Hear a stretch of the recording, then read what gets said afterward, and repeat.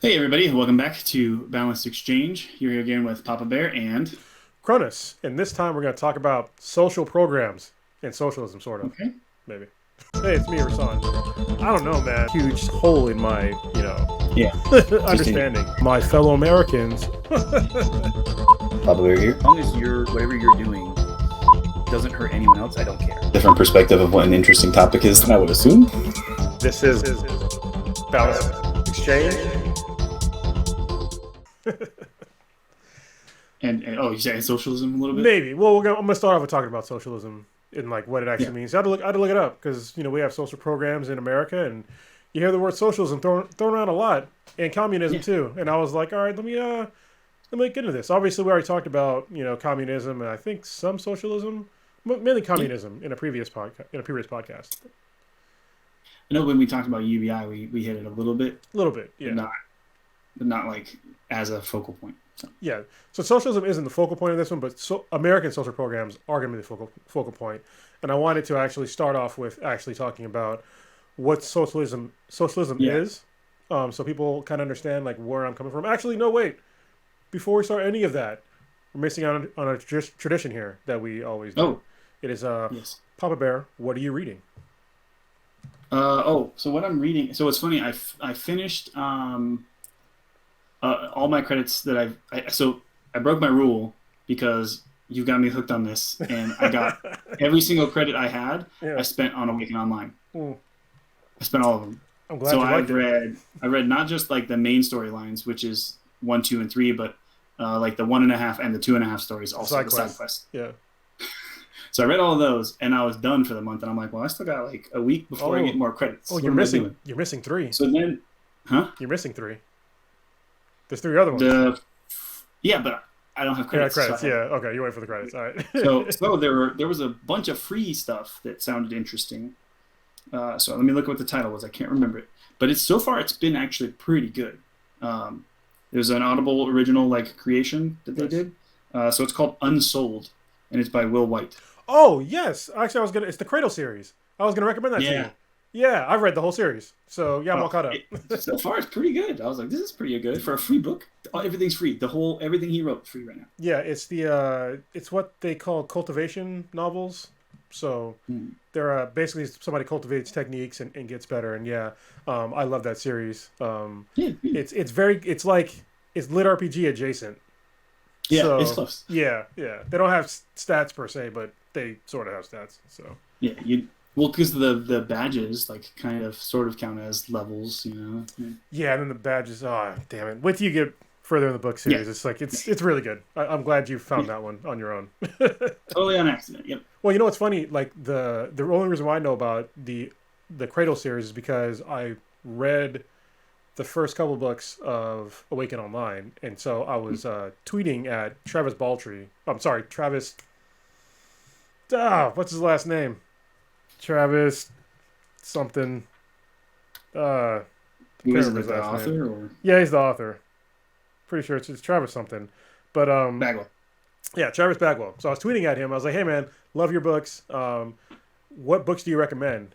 And so he recommended the Cradle series and like something else Oh, which I read too. So yeah, he got me into that book series. nice.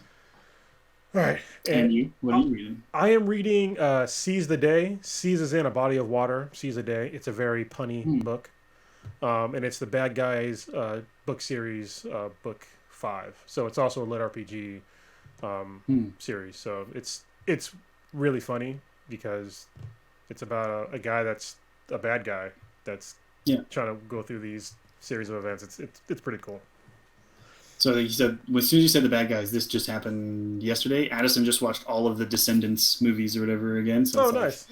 it's like it made me think. I was like, oh, it's like the Descendants. Like they're trying to be main characters instead of just being villains. Yeah, nice. And are you drinking anything tonight? Yeah. So unfortunately, it's not cold yet because we put everything in the fridge and I hadn't put any new drinks in. There are those two belching beavers in there, and I was really tempted, but I've been good today, so I was like, no, I'm not breaking my keto stuff. So I now have a Truly still, but this is the passion fruit one. Nice.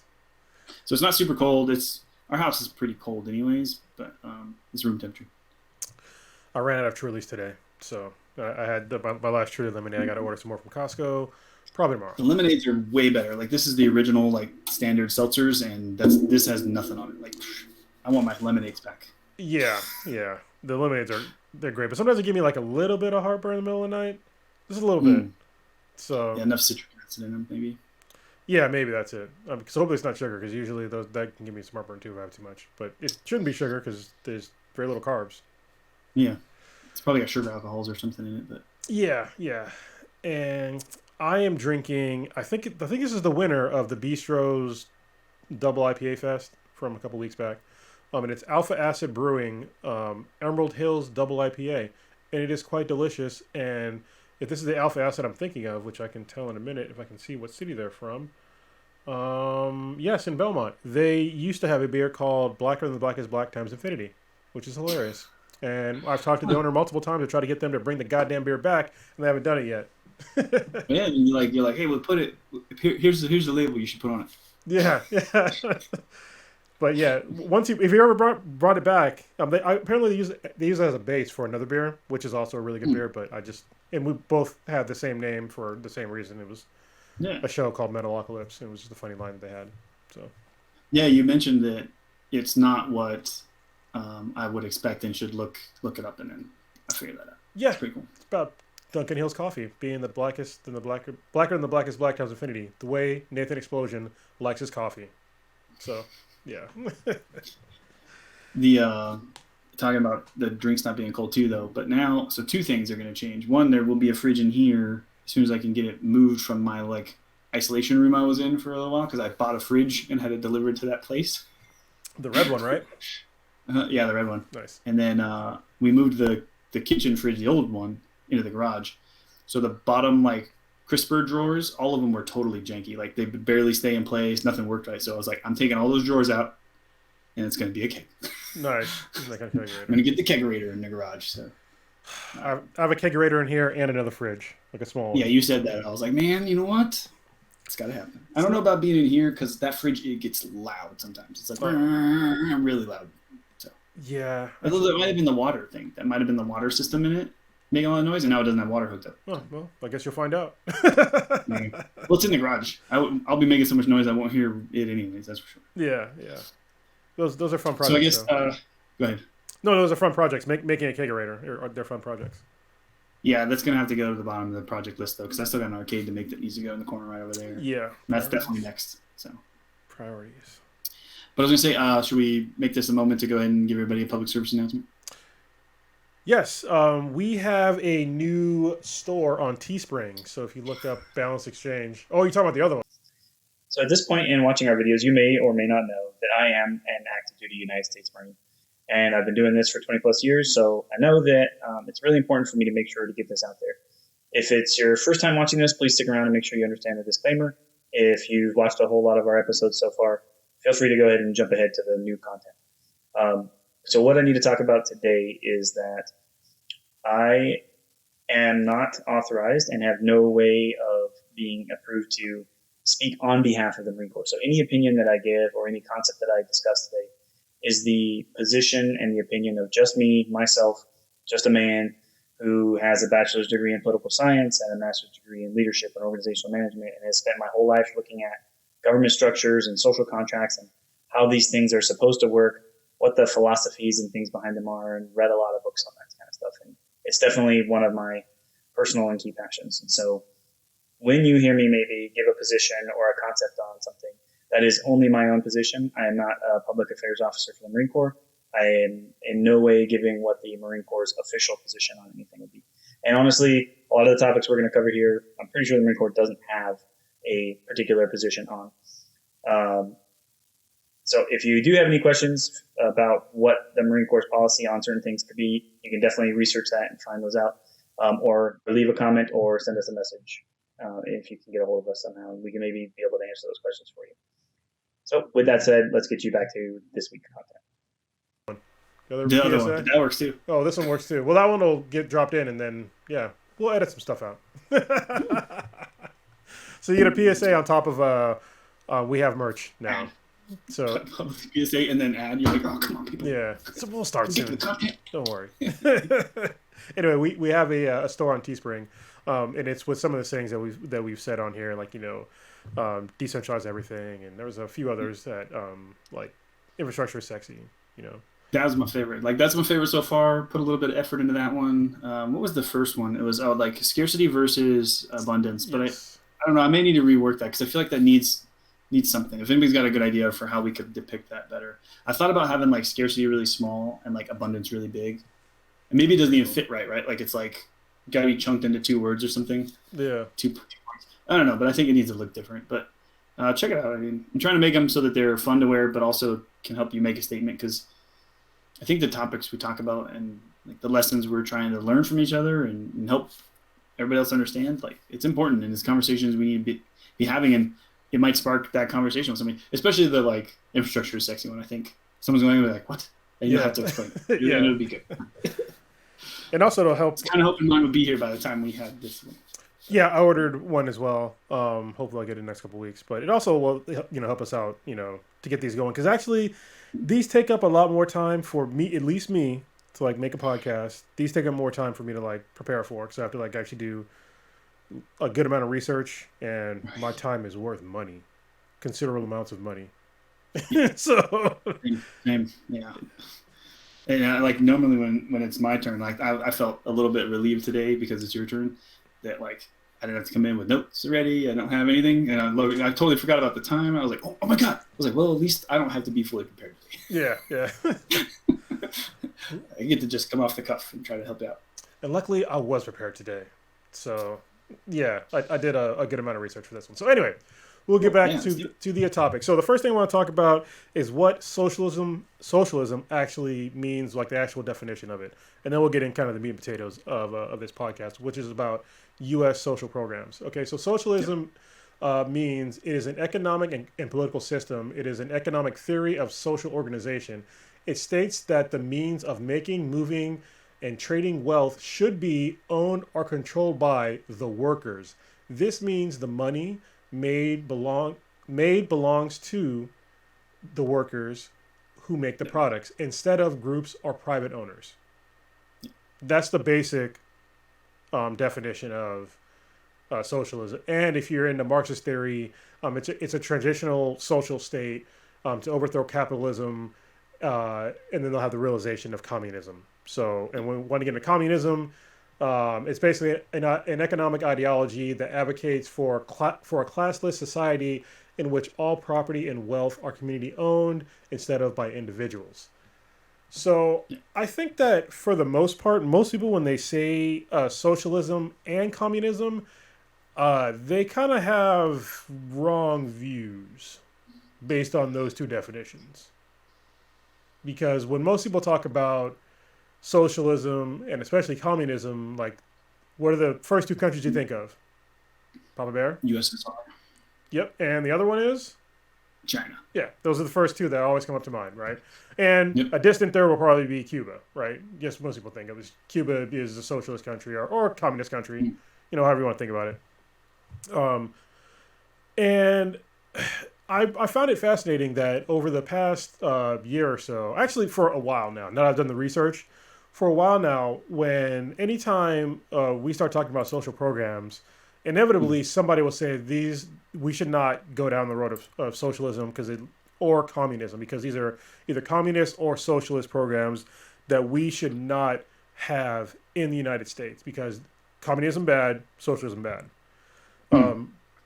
But the problem is that we have all these programs already done in America that are, they are social programs, but they are by no means socialist programs or communist programs at all. If you go by the definitions that I just talked about, because I'm going to wrap this up at the end of the podcast, but basically in America, none of the programs that we have are actually really pushing us anywhere close to socialism. Like, not at all, because we have a lot of things that we're missing to really get to that point, and I think that most people don't seem to realize that. So I'm going to go through a few of the most popular social programs that we have in the U.S.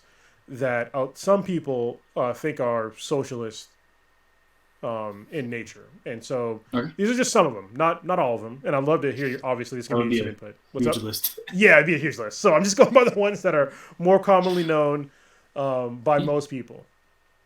Everything I said sound right to you so far? You're the political science guy. So Yeah. So I mean, as far as definitions go, yeah, and I think that what's great about it. If if you ever get a chance, even if you can only read the first like two chapters or so, anybody listening, of Marx's like primary document of talking about his concepts. If you just get through that, it talks about the bourgeoisie and like how the worker needs to own things and what that would difference would make. And if the like thought experiment of the man like who is in a cave in entire darkness and like and can only see one slit out into the world or whatever, and then whatever they see there is all that they would know of the world, right? So yes, it limits their thought. It's similar to that, so that if the only thing that person ever sees is a tree, and that's all that it is, and it sits there and moves constantly, but that's what they can see of the world, that to them would be the whole world, right?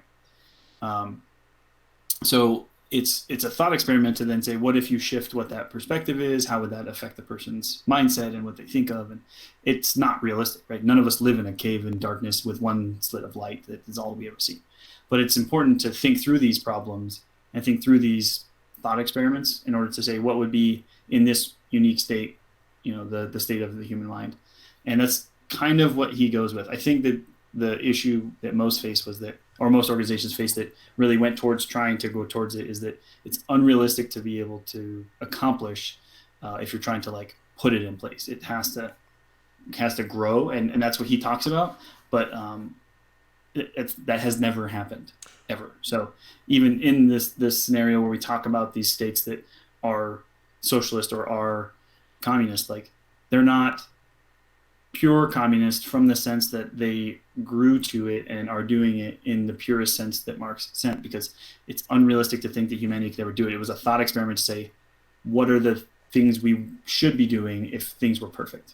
So yeah, and I'll talk some more about what you just said kind of later in the podcast, because yeah, you're right. Just a newsflash: nobody has ever really implemented pure communism or pure socialism. They haven't, because it doesn't work for a multitude of reasons. So it's and that's why it's so it's such a bad word when you talk about these things. Is like, oh, it's a socialist program. It's like, it's not gonna.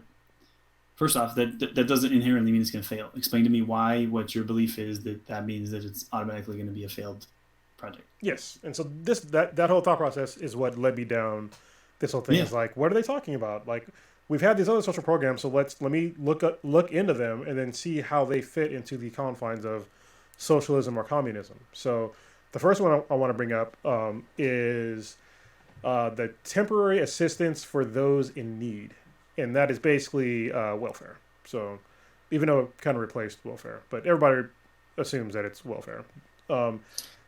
The name or the words you just used, that's like a literal name for it, and it's like now basically an acronym or something. Yeah, it's TANF. If you look up TANF, Wow. that's what it means. It's temporary assistance for those in need. Even though it's weird because the letters are not the same, but hold on. No. Here we go. Sorry, because when I looked it up, it gave me two different things, and one of them was obviously incorrect. It's the temporary assistance for needy families. Okay. But I think the bill was called something else, though. Was the first one I said. Okay. I looked up the bills. And then they built the program, and the program. Okay, got it. Yes, Yeah. And it was to replace certain other social programs that we had. So TANF was created by the Personal Responsibility and Work Opportunity Reconciliation Act of 1996. TANF is a program that provides states and territories with flexibility in operating programs designed to help low-income families with children to achieve economic self-sufficiency. States use TANF to fund monthly cash assistance payments to low-income families with children, as well as a wide range of services. So this basically replaced having to go to like food banks and getting like government cheese and stuff like that. I got it. Yeah. So now today you see people get like these I think it's the ETF cards. EBT. Yeah, EBT. There we go. You get EBT cards, so you can do electronic transactions instead of having to do like these weird like food vouchers and stuff like that, which is Yep. incredibly difficult and obviously outdated today. So that was a social program that got a lot of opposition for being a socialist movement to help poor families. It's also a very flawed program, as far as I'm concerned, because there's means testing built in. And so what that means is you have to meet a certain requirement to qualify for this program. And if you go above that, then you're automatically all those benefits are stripped away.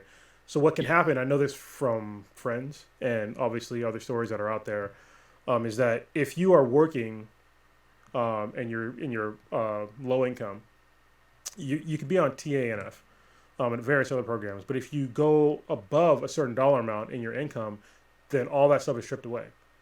So what happens is after you go above that dollar amount, you become instantly poorer than you were before, because now you have to pay all these other things that you didn't have to do before. You know, you're missing all these benefits, and that's some of the things that I think a lot of people in America don't really seem to understand. Is that they say like all these people, like they'll have the term like welfare queens, but our system literally incentivizes people to not make their income higher, because once they do so, they could potentially become significantly more poor than where they were when they were on those programs. Yeah, I mean, even again, talking income tax, and we've talked about it before, and how much I'm frustrated by it. Like, we just did ours this weekend, right? Finally did my taxes, and every single time the last several years when we do them, finally it's like, a few years ago when we weren't making as much, we would have not have lost so much to our taxes. We're both claiming zero now in order to like make sure we're paying as much as we can, and we still technically would owe. If we hadn't put solar panels on this house, we would have most definitely had to owe. Like, Well, do you have a CPA? No, we just do it ourselves. You should consider getting a CPA. Do you own your house? Yeah, we just bought this year. It's the first time we did it, so I would highly suggest you get a CPA. Okay.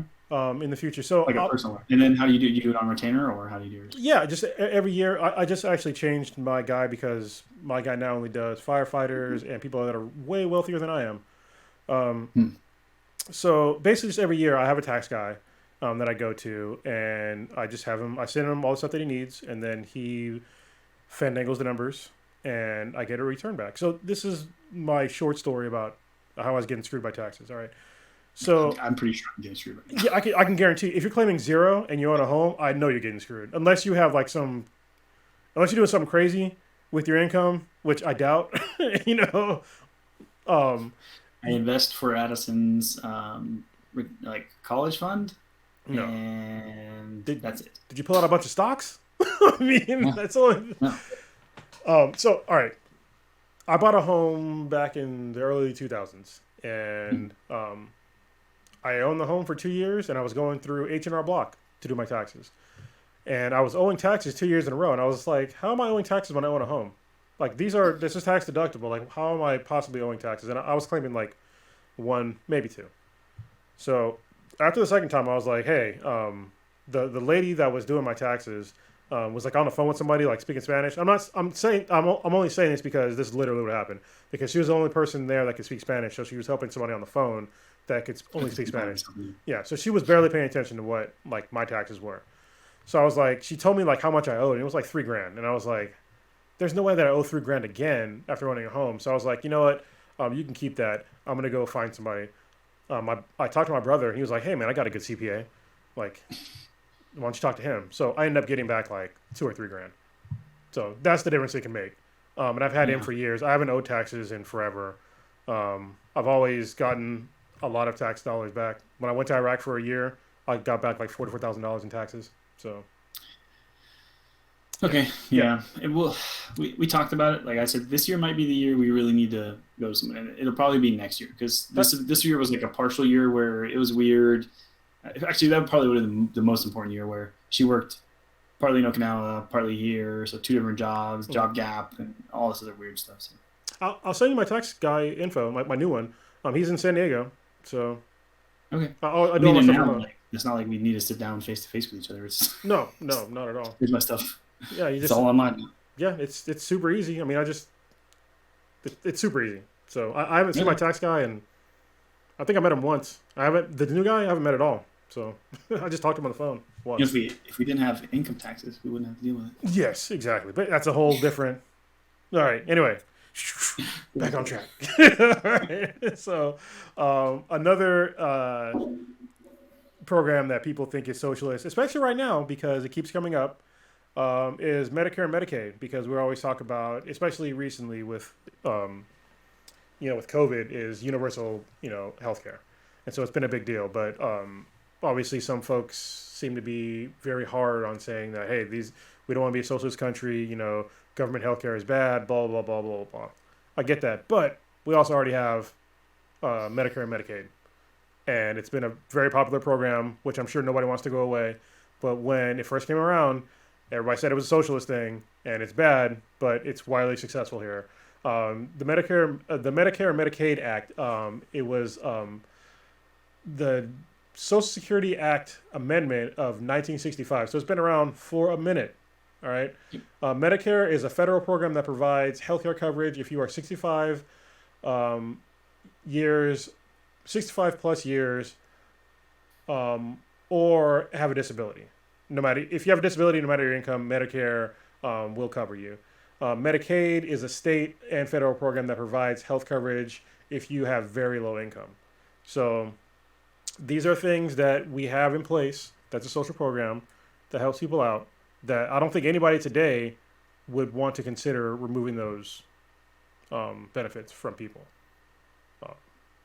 I know everybody, even though I know that Medicare and Medicaid, they have issues. Like to me, I'm like, why do they have Part A, Part B, Part whatever? Like, seems stupid to me. I think it'd be better if it was like more universal and they had just a straight shot instead of having all these other supplemental things. But it's still a social program that works on a basic level. Yeah, I mean, and so here again is where I constantly I refer back to it, and we talk about it in almost every episode. And I'm sorry, it's probably getting annoying, but so health and healthcare generally in my mind, and I'm slowly but surely kind of being convinced otherwise. So they sit on the second level of Maslow's hierarchy of needs, which tells me it's not my requirement to take care of your health, but it's my requirement to care about your health and make sure that we as a society have some kind of system that works for it. So I'd be okay with generally level 2. I'm okay with more with regulation and having it be a required thing and a certain level of agreement to what the care level should be. And that's where I think saying we're taking care of those who are are disabled and those who are elderly and maybe those who need care, and we agree as a society these are the ones that are outliers and need a little more assistance, we take care of them. But then the rest of the system should be available and have a certain level of care, and then make sure that there's availability for it and some kind of access to it. Everyone should have that. But then how that works, I don't know. But it should be mostly again, I kind of go more towards regulated rather than government controlled and owned, and because you dealt with Navy doctors and VA and Yeah. it doesn't work when it's that big of a system. And so as soon as it gets that big, we're able to do it in the Medicare Medicaid kind of thing because there aren't Medicaid doctors, right? There aren't Medicare doctors. There's just a program that allows them to get paid. Yeah, and that's what I mean for me when I talk about universal healthcare.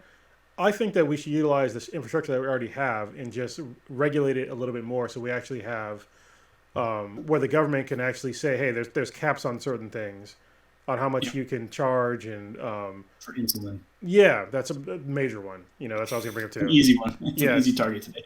And there's other things where because basically right now we have no leverage over our healthcare at all.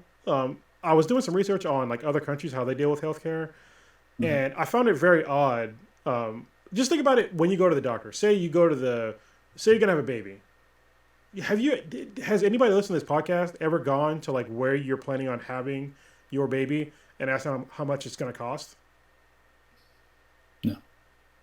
Why? Can you any other time in your life do you go anywhere and you get something that you're just saying that, hey, I'm going to pay for however much it costs? and Yeah. you just like doesn't make any sense at all.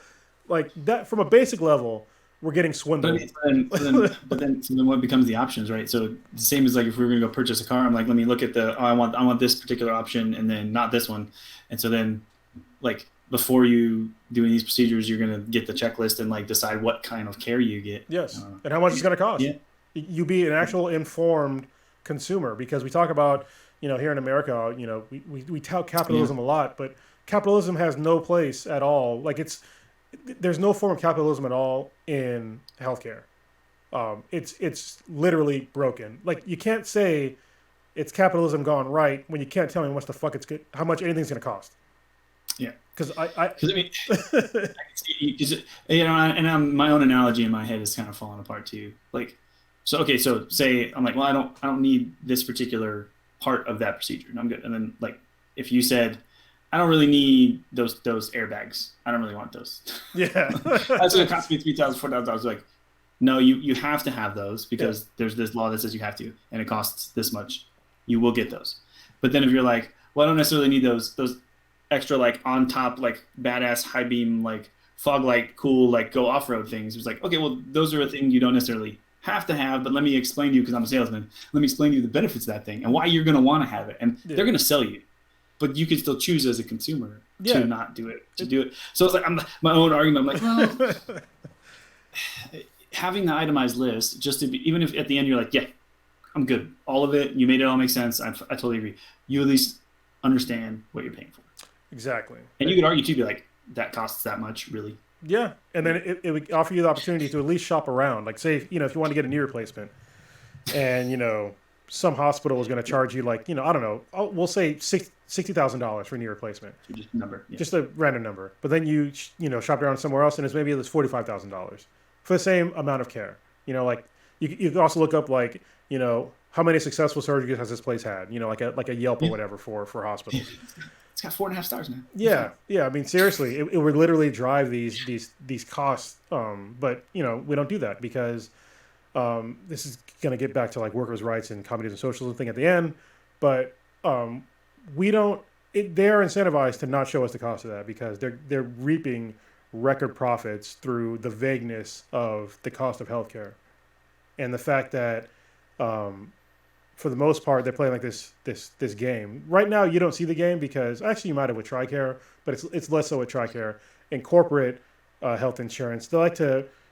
There's a deductible, right? That you have to pay every year if you're getting healthcare, and so you get up to that deductible, but then you get into this really messed up game that they like to play with you is where you're over your deductible, but we're going to send you a bill anyway, and then you're like, well, I should pay for that. Like send it to my insurance, and the insurance is like, we don't know, there was a mistake, and it's like, no, fix it. And there's like a back and forth game you have to play sometimes with the insurance company and the hospital or your healthcare provider, and it's just like, why is this even a thing? Like, why am I That's tough. Yeah, you're right. We don't deal with it as much because generally, if you need it, you get it. Yeah. But you have to convince them you need it. That's the my side of it, right? So the people you have to convince are the doctors at this point because they don't want to do anything they don't have to do. So you can't walk in and be like, my knee is totally messed up, I need you to fix it. And be like, here's some ibuprofen, change your socks, drink some water. Yeah. You remember. Yep, I do. Not anymore, though, because I remember, but I'll deal with it. It's tough, man. And and that's what I don't want to get to, and that's where I'm fine with, I think, the middle ground we're kind of talking about, where there's got to be a compromise available. And I kind of like the idea of requiring that there's, the ability to understand what it is you're paying for. And I like the shop around idea. Honestly, the rating system sounds really cool too. Like, why don't, because if I got that itemized checklist and, like, okay, that's not so bad, not so bad. It's like, malpractice insurance. Yeah. Why is your malpractice insurance so high? Yeah. That's the only way you would know that this doctor's no good. I'm not going here. I'm going to go somewhere else. Yeah. But instead, you're just like looking, you're like, okay, price, 2-star rating. Yeah, I'm just going to go somewhere else. Yeah. Just be informed just like anything else, just like anything else. Interesting. That'd be cool. And again, it doesn't feel, to me, right, understanding, like, even what people like talk about as socialist programs, even though, again, I know you're getting to it. Like, that's not what's defined as. But anyways, um, it doesn't fall into those because it's not like I'm not paying for what your care is. I just want to make sure that you're an informed customer. Yeah, and We it's can fix the insurance system. That's something too. But right. um, Well, here's another thing. knowing what you're paying for. Yeah. Go Here's ahead. another like thing that I want to drop on you. Maybe it'll change your mind. Maybe it won't. But I think that a lot of Americans. This took me a while to like figure out in my own mind. Is that when we talk about these programs, we always talk. We always, not we always. Some people. I'll just say me. When I used to think about these programs, like somebody on welfare, I would, or any other social program, I'd be like, well, why am I paying for that? Yeah. Well, but you're also paying for a bunch of other stuff that they're not using. Yeah. So, and I think that a lot of people they have been kind of indoctrinated into thinking that when it comes to social programs that you're not entitled to them. So when we talk about all these new ones that people are talking about, and then people are just like, well, where's the money going to come from? I don't want this to go to X person. I want this to go to whatever person. But they're also going to you and the people that are going to, it's going to help you in your community. And I think that might need to be like a little bit of a thought process shift for like a lot of people, is that just understand that we're giving the government a pool of money. And I'll get to the actual numbers of this pool of money because it's fucking huge.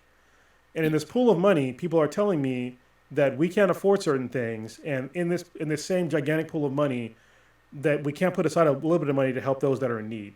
And they also don't seem to understand that these people that are in need, most people that are poor are only poor temporarily. Like they're not poor for like the vast majority of them are not poor for their entire lives. But you need that that net to be there. And the net that's there currently sucks. It sucks. And we all know this, but we just ignore it. Just go to any major city right now and see how many tent cities there are, like from homeless people.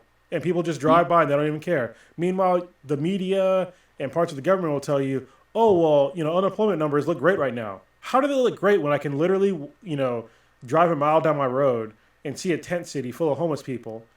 Like those people, they don't count as unemployed. You want to know why? Because they're not pulling down unemployment benefits. So they don't count as unemployed. Apply for it, or they didn't qualify for it. Yeah. And, So, I mean, and you make a good point about the programs helping. And you said, like, I don't know, talking about EBT and like the access to regular food stuff versus going to a food bank. That's what I did. Like, I definitely ate plenty of government cheese and went to food lockers to get bread and milk and peanut butter and things when I was not just a young kid of someone who was struggling to make ends meet, but as a Lance Corporal in San Diego, like we got WIC. Yeah, I was gonna say you're on WIC. We went to food banks and things because like I could not afford to be married and have a new baby who had birth defect issues, needed special formula that cost like $40 per little freaking stupid container, which wouldn't qualify. So I couldn't use any of the like programs to get that formula because it was some special formula that's not just basic stuff. So because I had to pay for that, there's like, well, now I got to find money and to give up on other places. And yeah, so those programs helped. And then like you said, look at me now. Like you don't stop if you can make it through those spots. A lot of times you can make it on to something better.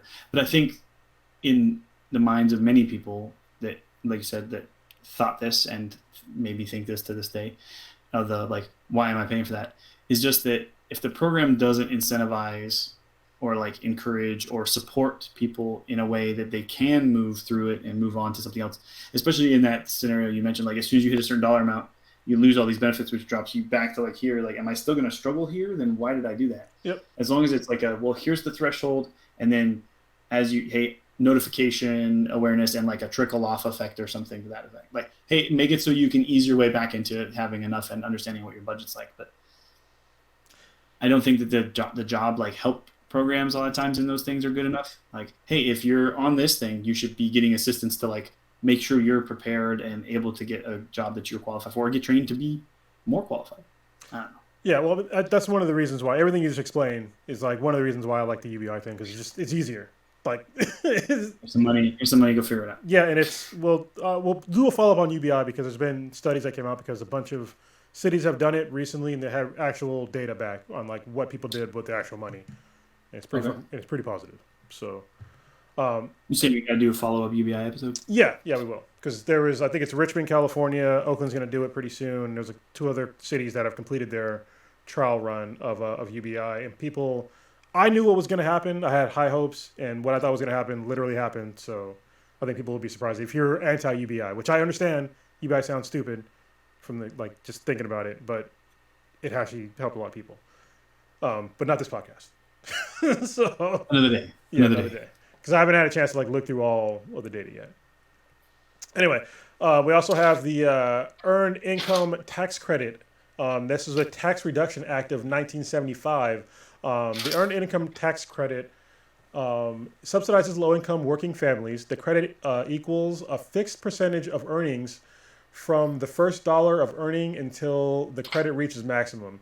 The maximum credit is paid until earnings reach a specified level, after which it declines each additional dollar amount of income until no credit is available. Basically, it's giving you tax incentives. It lessens your burden on taxes if you're low income, which is good because if you actually look at who pays the most amount of taxes per capita, like the poor pay like vastly more taxes than most people do, as far as like their actual dollars go. So, for instance, like a person that's making $25,000, percentage-wise, is paying less than what I am right now. The reason why that is because not only are they paying income tax, but it's all the other stuff they have to pay for that gets taxed as well, which for them, the tax is going to hit them way harder, like just basic goods and services. Even at that fixed amount of, between like 5 and, 13% of local taxes, that's going to hit them way harder than it's going to hit me as far as like the actual percentages go. Yeah, because the amount of your personal income you spend on those kinds of expendables that you have to normally pay taxes like that on significantly decreases as you move up in income because you're no longer spending as much on like consumables on a regular basis. You're only buying food, which generally isn't one of those VAT tax types of things, or rarely something new that you have to like buy in order to have enjoyment because you've already got all the toys that you need. Yeah, well, even when it comes to food, if I'm buying food and we'll say, I think where I live, I think it's maybe 10% tax. It's right around 10%. There better not be taxes on food. No, I mean, like if I go to a grocery store and I buy, there's income taxes on everything, right? Oh, not income. I'm sorry, local taxes. So if I go like to like a Safeway or a Vons or whatever, and I buy a bunch of food, that stuff is taxed. Like, that's ridiculous. I mean, I'm like, how do you not know this? Fuck, you're still in the Marine Corps. You don't have fucking taxes if you buy it on base. If I go to the commissary, no, and Yeah. I probably just don't pay attention when I go to anywhere else. Yeah, like bust out your receipt. Anytime you buy anything anywhere, bust out your receipt and see like what the actual local tax rate is. And to me, you know where I sit on that. Like food should not be taxed. It's Yeah. on freaking bottom level of Maslow's hierarchy. I totally agree. But right now, the way the system is that, there's for me, a 10% tax on basically everything that I buy locally. And that 10% tax on food and like whatever else, to me, is not going to hit me that hard because I have a higher income. But if somebody's poor, it's gonna take out a substantial chunk out of their income. And it's When your margins are that small, 10% is a lot. Yeah, and people don't seem to understand that. So they need assistance to come out of that.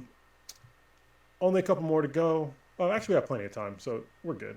We'll go to the Supplemental Nutritional Assistance Programs, SNAP, and that's actually where we get EBT and all that stuff. So basically, Okay. What was the other one then? That was just like the other one was Inc. the temporary assistance. I'm sorry, the temporary assistance of needy families. So, and that was a monthly cash fund assistance. But this, okay, so it's just like it's an allowance sort of thing. Okay. But this one is actually, I think it's the actual EBT one. This is the one where it was a farm bill. The 2008 farm bill is what did it. And SNAP replaced food stamps, basically. It's a federal program that provides food purchasing assistance for low-income or no-income people. So that's basically... Yeah, because the in-between of the food stamps, that was even a step up from what I was doing growing up, which was like you went and you got You had the to go food somewhere. that you got in the box and Yep. took it to the house. That was it. And that helped though. I mean, it made a big difference. But the idea to move to food stamps and say you can go to stores that accept these and purchase specific items that meet certain requirements, that was good. And then now it's it's the same program.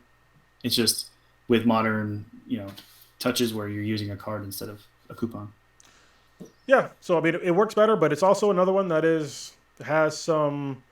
It's another one that has like the means testing thing, and that also can be Mm. hit with fraud because with people that sell, they buy things through EBT that shouldn't be authorized, or they'll sell Yeah. things. It's just we're talking about when people talk about people that are defrauding the system. It's the vast majority of people are not defrauding the system, but they love to point out the few people that do, as if pieces of shit don't exist in any demographic. I mean, come on. Like one of the number one things in America, one of the number one crimes in America, which I'm going to talk about later, is wage theft. And wage theft is way more prevalent than anybody that has stolen anything off of a federal assistance program. So You mean taxes? yeah. Sorry. Well, no, I'm It's a talking about. different, Well, different it is food taxes, but I'm talking about actual corporate wage theft. Even though, Yeah. yes, you're right. Technically, taxes are a form of wage theft. So again, yeah, that's definitely a very forefront libertarian like bumper sticker type thing. Is taxation is theft. Yeah. It's right there on they have the bumper stickers and pretty much agree. Where the way we're doing it is. I think there's a way to still fund the government without it being taxation by theft, but it's different. Uh, so here I have no issues, right? So again, Maslow's hierarchy of needs driving most of my like thoughts on these because it helps give us a framework. And if someone wants to tell me, to use a different framework, fine. But I need to understand why that would outweigh this and make it make less sense. Food is like we can't live without it. So you're telling me that we should just let these people die by saying we're not going to provide them with food. That's the argument, Yeah. and I can't agree with that. Like I'm like no, I think that we should unless you. So this is going different angle, but like unless there's a reason for it, I think we should be helping each other stay alive. Like that's kind of a part of our agreement with each other. I have some other parts where no, I no longer agree with that, and I don't have to keep you alive, and actually, I don't want you alive anymore. But it's when you violate these things, right, that you no longer have the right to my protection and your protection and our help. That's when you lose access to all these things, and I don't care anymore. But I think that's not who we're talking about. We're talking about people who just hit the bricks, are having a tough time, need some help getting through it, and where there's so many people at this point that maybe they don't have a community like of people who they could reach over to their friend or their brother or their whoever and ask like, hey, can you help me get through this? Yeah. Actually, I'm glad you said that they don't have a community, but they do. And this is what one of the things that people they don't they like to have like the whole us versus them thing, right? Or Yeah. they don't think yeah, or they don't think that people that are less for just because you don't know somebody personally or a friend with them or whatever doesn't mean that they're not a part of your community. Your taxes should be going towards helping those in your community. That's what should be Yeah. happening. but it's indirect, right? So I more Yes. meant like the direct, can you help me, that you get from a close friend or a family member, a small knit community, because even Marx's concepts would work perfectly well for a group of 150, 250 people. Yeah. Like if you were one small community together on an island, there is no reason that wouldn't work. 100% would be fine because you knew everybody and everybody would take care of each other and you would care because your survival all rely on each other.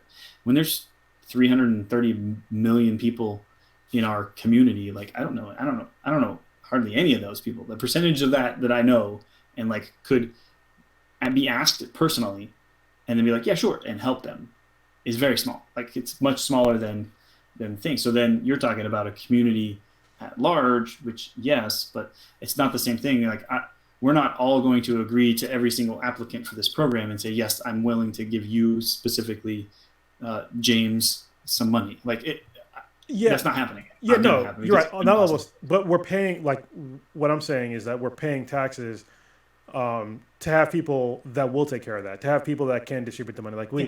Like when I pay taxes, I would hope that the money that I'm paying taxes for are things that I generally agree with, and that would help those less fortunate than me, and would also make sure that the roads that I'm driving are safe, and make sure that You all would hope. these, some things that should be regulated stay regulated. You know what I Mm-hmm. mean? And stuff like that. Obviously, there's a debate about regulation, deregulation. Watch our last, I think it was our last podcast. So yeah, it's a good one. Yeah.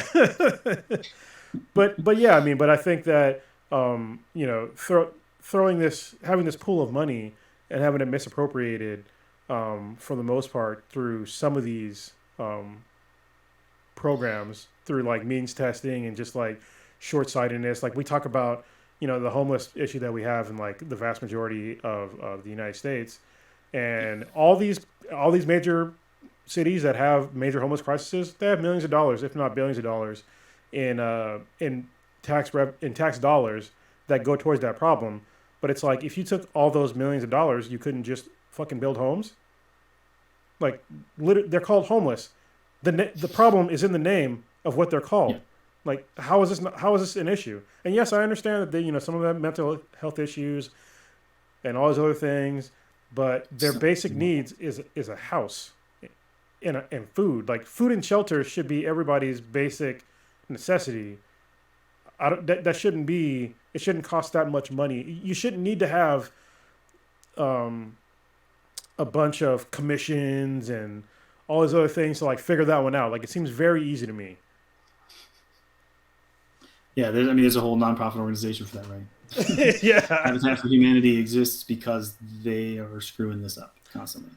I think that what you mentioned is the bigger part of it. That all that money is going into the system, and then enough hands are in it that very little gets to the goal, right? Yeah. Um, it- Between um, you know using the funds that should be going towards a specific goal because it was all written into the same bill, it goes to other stuff too in order to get it approved, so that it gets much smaller percentage of the total amount at the end. Oh, I'll get into that. And okay, yeah, Yeah. good. We Yeah. can we can skip it for now and come back to it. I just so much of this is frustrating, because I think like you said, like build some houses. There are so many simple solutions. I'm going to tell you a story. So when I was in high school, I took 2 trips to Mexico. It's the first place I ever went outside of this country, with my church group, and we went down there and we built houses for people who were members of the Lutheran Church in the community. It's like 3 towns south of Tijuana, right? Mhm. It's not Rosarito, it's not Ensenada, it's like the next town. Okay. Um, and there's a little church there. There's a Lutheran church, and we would go down there and spend about 2 weeks, and we would build a house for a member of the church who just was having a tough time. And what was crazy is both cases too is like they had some shelter, but it was like usually pallets and like some tin roof corrugated steel stuff that just enough to keep them out of the elements. But I mean, we're also talking about Baja California, so it's like Yeah. it's not that bad. Weather's okay. It's a little hot sometimes. But we would build full structure, no infrastructure stuff. There's no power. There's no plumbing. But what we would do is both times we would build like a fill up your own bucket type thing for you to have a shower, and you could put the thing up there to get it heated, so you can actually take a warm shower if you just use the sun and turn this thing that would allow the water to flow. So we built the thing, but we didn't have infrastructure to work off of. But it didn't take much. Like it was some wood and a couple of dudes with hammers and some nails. And Yeah. we actually got in trouble because somebody forgot to check their hammer, and you definitely don't want to take hammers on airplanes. Well, not anymore, right? Before it used to be And okay. this is even 96 or 97. So I mean, even then they were still like, no, you can't take a hammer on the airplane. Like, hold on, he had to run back and like check it. And Yeah, it's it crazy. seems like a simple solution, and then so many of the problems we're talking about are like there are simple solutions, but no one wants to do them. Yeah, I'm trying to look up. There's a story that I was thinking of. There was actually, yeah, it was in LA. there's a bunch of cities where this happened. Okay, LA was one of them. I wasn't prepared to talk about this, so sorry I didn't do the research. But I remember reading a story, Take multiple you on a stories. tangent. Yeah. So there was somebody that was just like, yeah, homelessness is a problem, so let's just build some tiny homes. So they literally did a GoFundMe and built a bunch of tiny homes, gave them to the homeless, and the city came through and confiscated all the tiny homes and destroyed them. And they said that we have our city-run homeless services, and we're going to work through the issues that way. And these are not authorized buildings. We don't know if they're up to code. We're just gonna confiscate them and destroy them. I'm just like, you are literally part of the problem. Yeah. You're part of, you're extending homelessness because of bureaucracy, and it's ridiculous. I mean, and again, I get the idea behind them saying that they're not going to, meet regulations in order to meet their safety. But you're not meeting their safety requirements to begin with. There are other concerns that come first, and then, because again, I feel like I broke a record. Like, shelter's on the bottom, safety is the second one up. Like, you have to be protected from the elements and have a place that you can call your own before you can worry about, like, how safe is this place. That once they have a place, they can then go, maybe I should get into a better place once I've sorted this shit out. Like, Yeah. that's where their brain will go. You need to give them that first place. These people that we did that for were living in shelter, but it was just, it was enough, and they were working, and they would have gotten out on their own, but they had a community, the church, and that was who helped them do that. And that's why I think in those situations, it's different when you have those connections, where a lot of them don't have those kinds of personal relationship connections, and they need a community of a system, like a system community that can support them. And that's why those kinds of programs would be great. And I wonder how you could make those still technically meet code requirements, but still be cheap and small. I don't know. It'd be hard. Well, this is the problem with, like, when it comes to like codes. So this is what I figured out when I built this building. Or create a specific code, right? A specific kind of regulation and code for that kind of housing. Yeah, there should be like an exception. Yeah. Give me 1 second. It's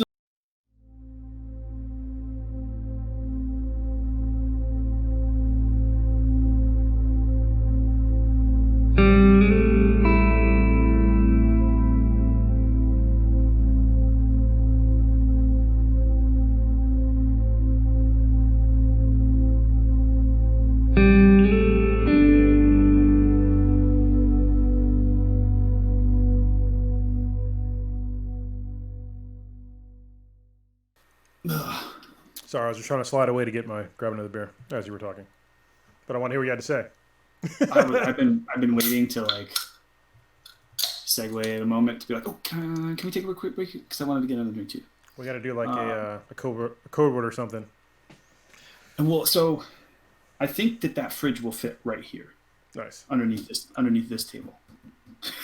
So it will literally be like. Mine will not. Well, I have to raise my table up. If I raise my table up to like a normal height, then I think mine would fit. These sit a little high. It's I'm on a bar stool at its lowest setting, and it'll go up. So that if I wanted to do like a standing desk thing, I could do that too. But Oh, nice. I haven't lifted any of this stuff up any higher. Sorry, that was a little weird. All right, Just drop. it's all good. Back to it. You were saying. So you just have to say that there's a certain accepted risk, or like these specific regulations, like do they even need electricity? Like at that point, probably not.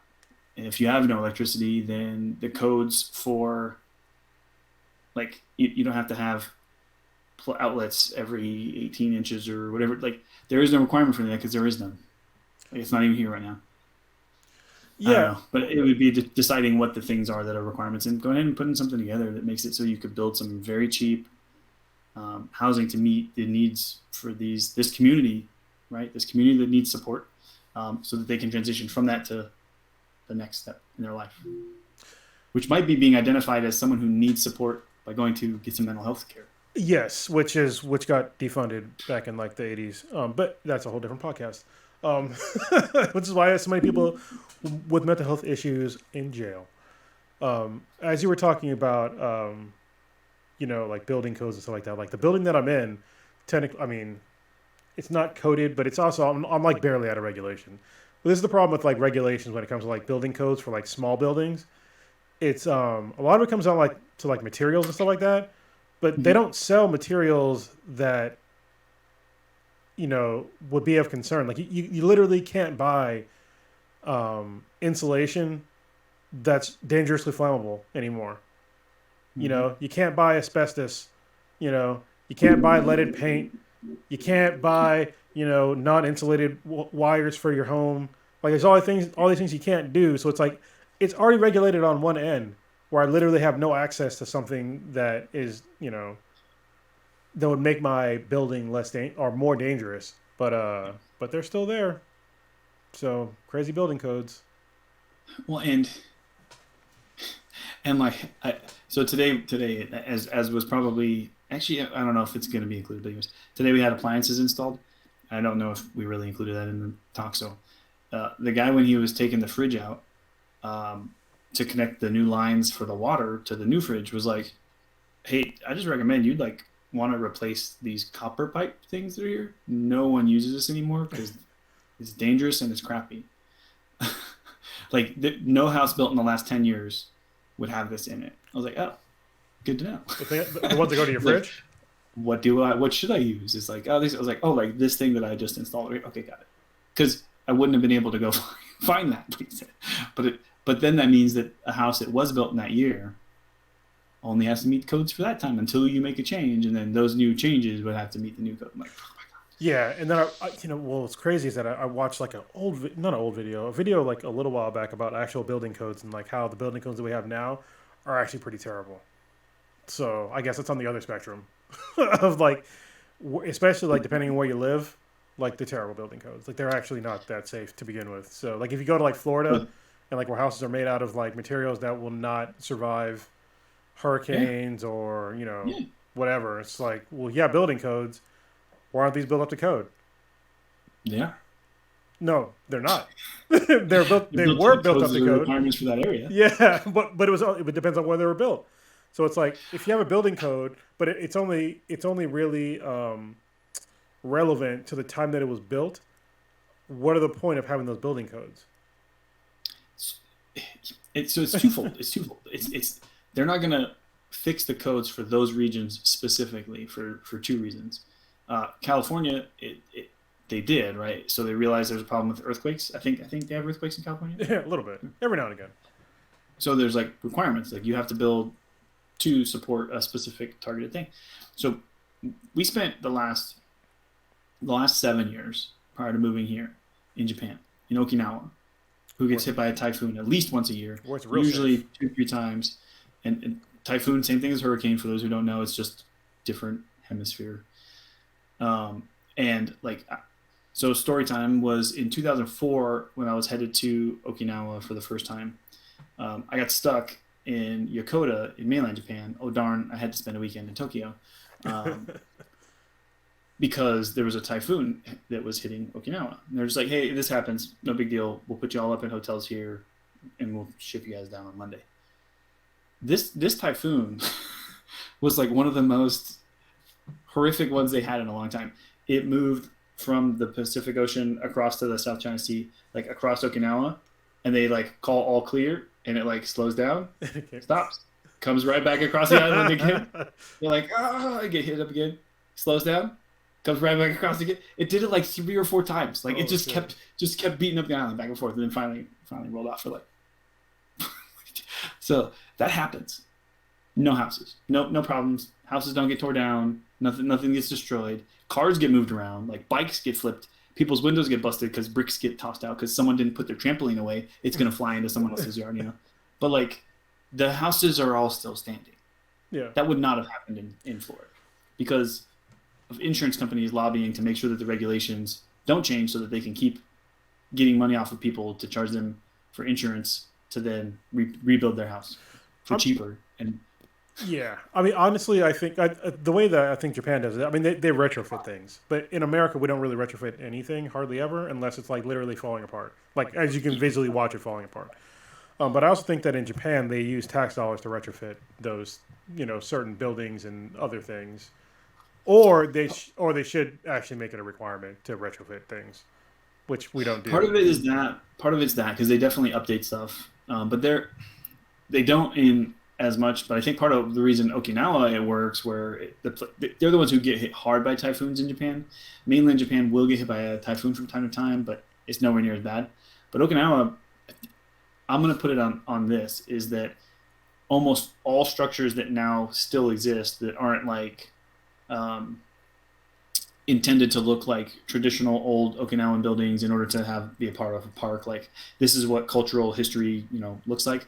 Are either actually are like 1950s military constructed concrete and rebar like structures that are not going anywhere because they were protection and fortresses, or they're made by Japanese companies that are American engineer like training based on Army Corps of Engineers like engineering. They're still just civilians building the same concrete and rebar buildings like for everybody because that's what they were taught to build. That's how Okinawa's buildings kept surviving, and so they just build those smart, safe buildings because those things don't go anywhere.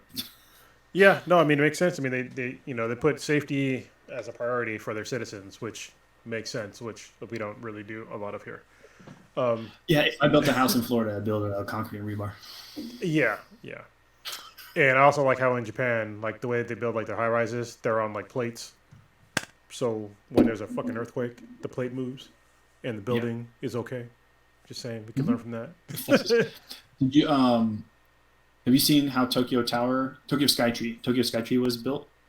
No. So it's the tallest tower in Tokyo. Sorry, we are still sidelining. So Tokyo Tower is the tallest tower there. Tokyo Skytree is. Tokyo Tower used to be, it's more like a radio tower. Mm-hmm. Tokyo Skytree is just a really, really tall, thin spire with like a ball at the top of it. So it's got a spindle all the way through it with a huge weighted mast at the center, so that if an earthquake goes, it counterweights as it moves. The weight is shifting the opposite direction because it's slower to move. So it stays in place because it's counter measuring itself. It's pretty sweet engineering because they're like, we get earthquakes, we should probably think about that. Yeah, yeah. But here in America, not so much. I mean, we do it a little bit, but it's only usually with newer buildings than our California does better with the earthquake stuff than anybody else, but yeah. Yeah, well, yes, but also no. That's still a low bar. Yeah. You're saying you're like this much better. Well, we haven't had a big one for a long time. That's the major thing. I mean, the last big one that we had was 1989. I think that was the one I was in. Noriega. Yeah, we've been overdue, but it's we've had a bunch of like little tiny earthquakes, which has been great because it lessens the burden on the tectonic plates. But there's been a bunch of huge ones over on the other side, and we're on the same tectonic plate, so just science says that it should shift. Yeah, at some point soon. But yeah, the last big one that we had, at least in the Bay Area, it was fucking disastrous. So bridges went down, bunch of destruction. Not a whole lot of loss of life, but there was definitely a lot of infrastructure damage. Anyway, okay, moving on. Did you stick to the same beer? I did switch to a pineapple one during our break. I switched to Murky Triple IPA, and it's a triple IPA. There's also a hazy IPA, which is very rare. It's called Swamp Juice, and it's by Gilman Brewery. I'm sorry, Gilman Brewing, which is in Berkeley. Hazy. Gotcha. Yeah, hazy IPAs. Oh, I'm going to send you a box of beer soon. I've actually been setting aside beers for you, and I keep forgetting to ship it out. I hate to do this. Before we move entirely away from talking about Japan, can I show you something? Sure.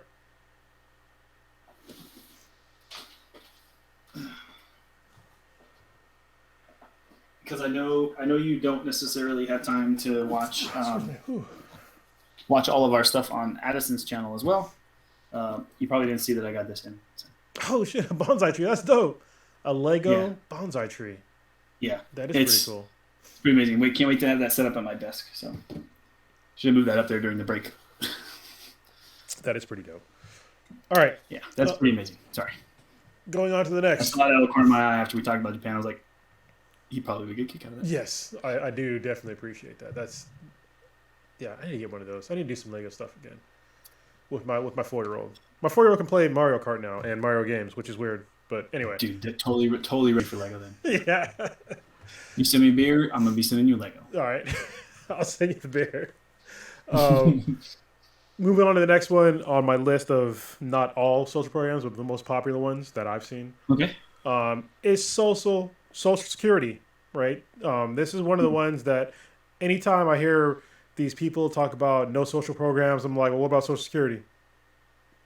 Like, people complain about you're taking away my Social Security, blah blah blah. All right, so listen. Well, let me talk about Social Security first before I go into that tangent. Social Security, it was actually a bill. It was a Social Security bill of 1935, so it's been around for a very long time. Social Security helps older Americans who become or workers who become disabled and families in which a spouse or a parent dies. And so it's a public pension plan. And so this comes back to the thing of like we're all putting money into a pool and we should be able to take from that pool because our money is in the pool, right?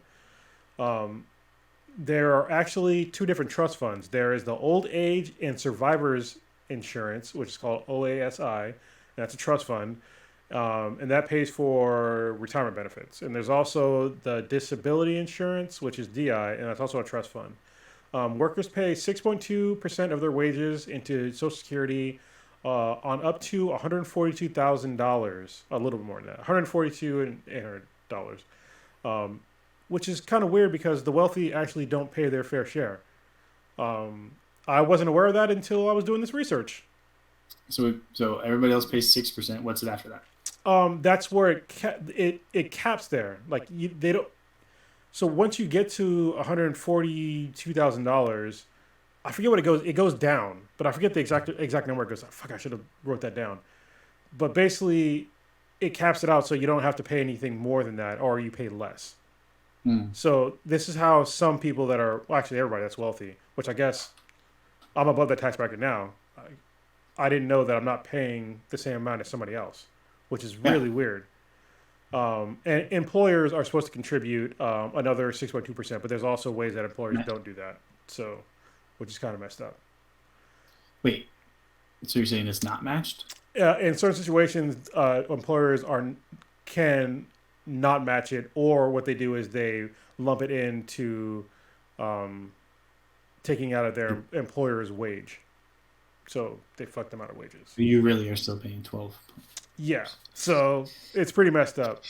But anyway, Social Security is a widely. I have to imagine businesses are pretty aware of the ways that they can manage to work that system to work out that way. Oh yes, and I mean, when we talk about things when it comes to like wage theft and like wage fuckery, it's usually exploiting low-income workers.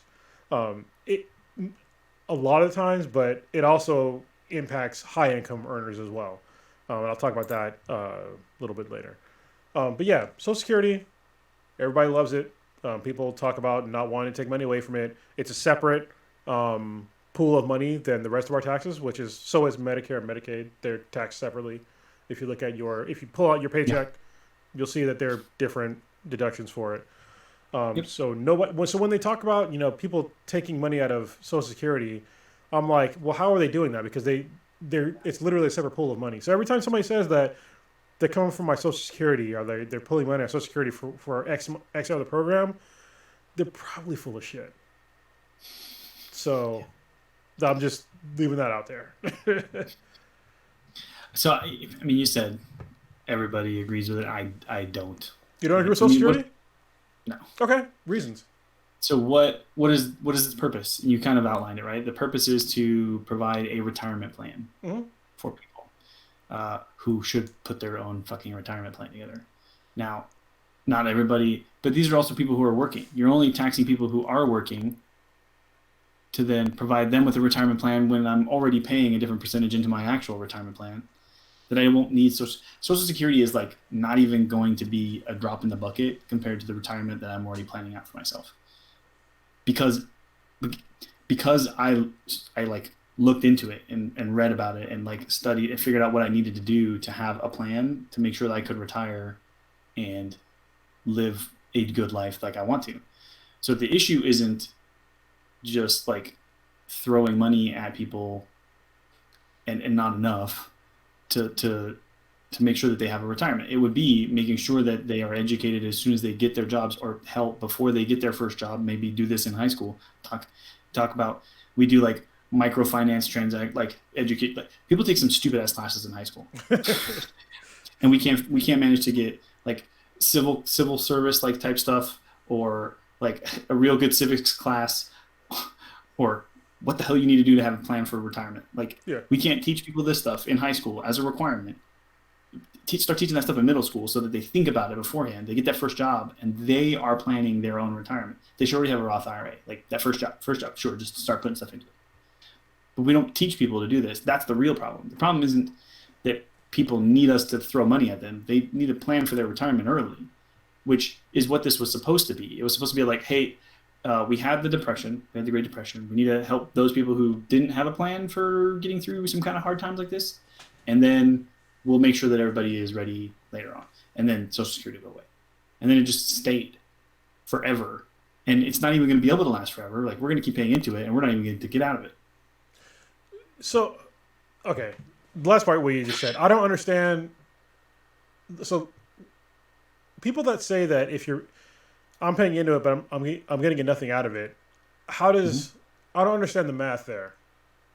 So how it works right now is that there's more money coming out of it than is being made by the trust fund and by people putting into it. So it is on a decline total pool at this point. And by the time you and I actually try to take Social Security, there won't be enough in it for us to actually draw the full amount that we're supposed to. So how is there less going in now than coming out? Because there are, in the same way that you mentioned, there's half of the people who are, or half of the plan isn't paying into it for one, right? So they've allowed these companies to not pay their half of the percentage into it. So if you and I are paying 6.2%, well, but the company's not. But the person has to though. They end up paying the other 6.2%. So it ends up being like, the 12%. The 12% is going to be there no matter what. It's just how somebody pays it, whether it's through their company or by somebody else. All right, it sounded like you were saying it doesn't, but it's also that more people are drawing from it that haven't paid the same amount into it, and then we're going to continue paying in, so that it gets to be where there are more people drawing from Social Security than total paid into it. So people can take from Social Security without ever having paid into it. How does that work? Right? If you are of a certain age or meet any of those criteria, whether you paid a certain amount in Social Security or not, you're going to take the full benefits for Social Security, correct? I'm thinking, okay, this is my honest thoughts. If somebody never paid into Social Security, I don't know how they would pull out Social Security. Oh, they will. How? My mother worked very little and paid very little in taxes or whatever, and is 100% full take in Social Security at this point. Okay, so do you think that's a common occurrence? Like, if you give a percentage on like how many people you think that happens to? No, but it's not common, and I think people probably think it's more common than it really is.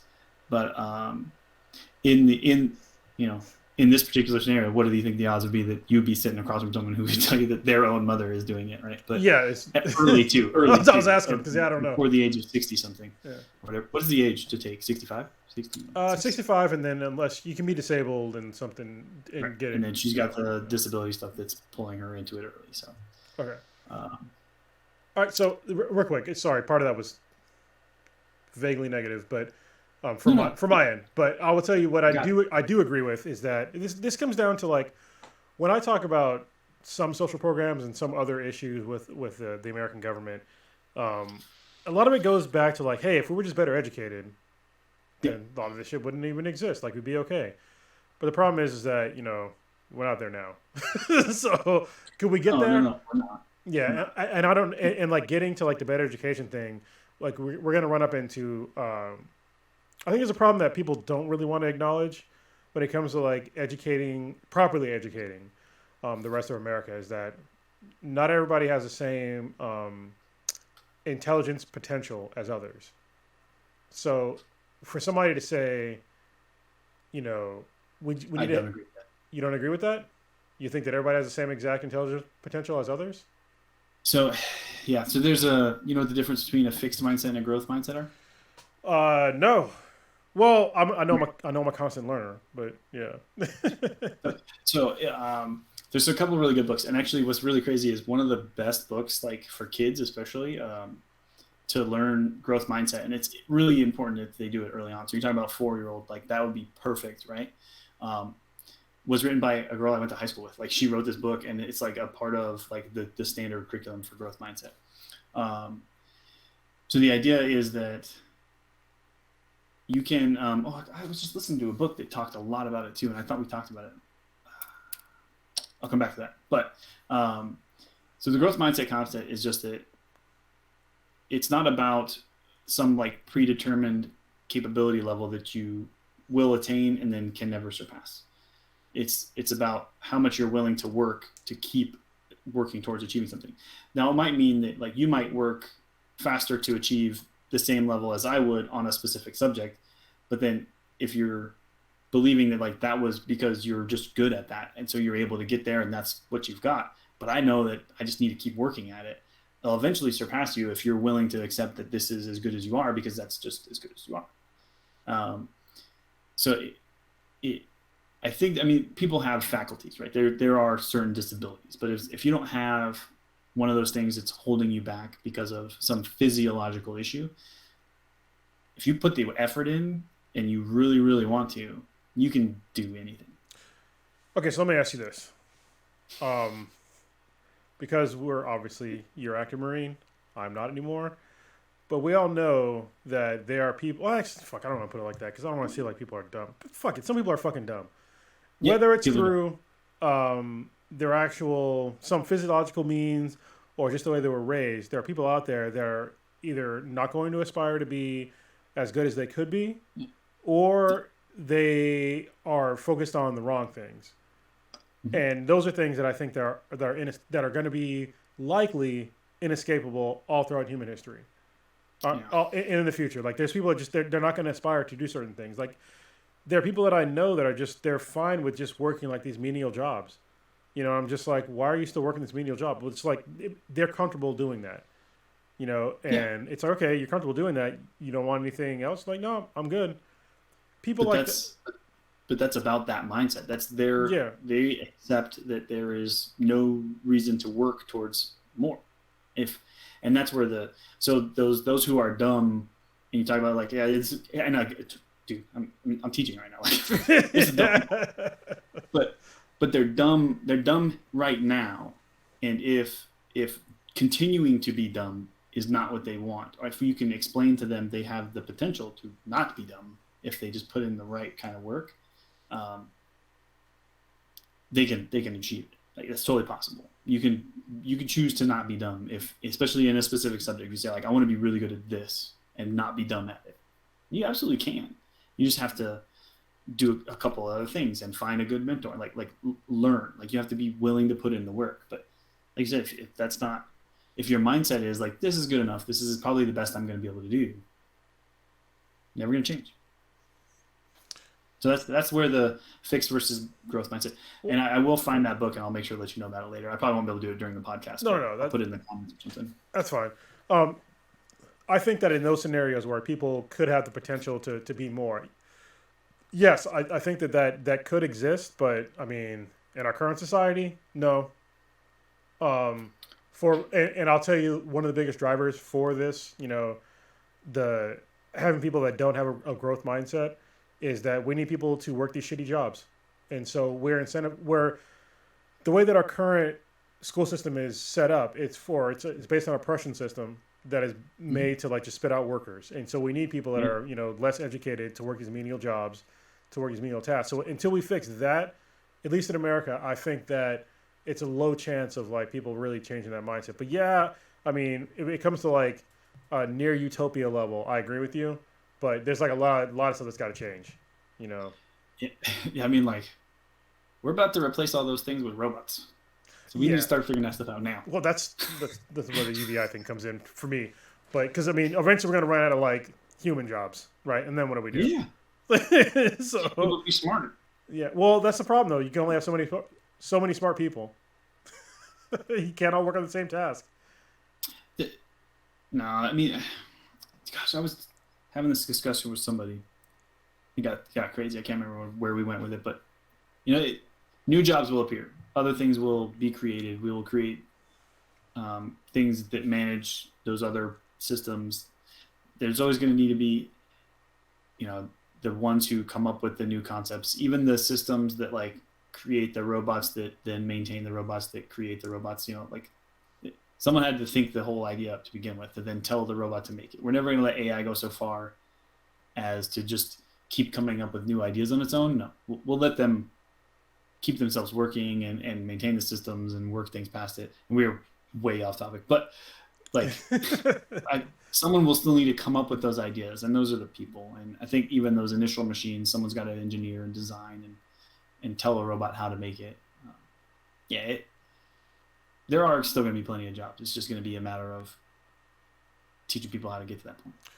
Yeah, and I just hope that people can get to that point. Like the problem people still gonna have to paint. People still gonna have to paint and like make videos. I don't know. Yeah. Well, this is one of the things when we talk about new jobs. This is literally like the medium that we're doing. Like what we're literally doing right now is a new type of job that we're not getting paid for. But you know, this is.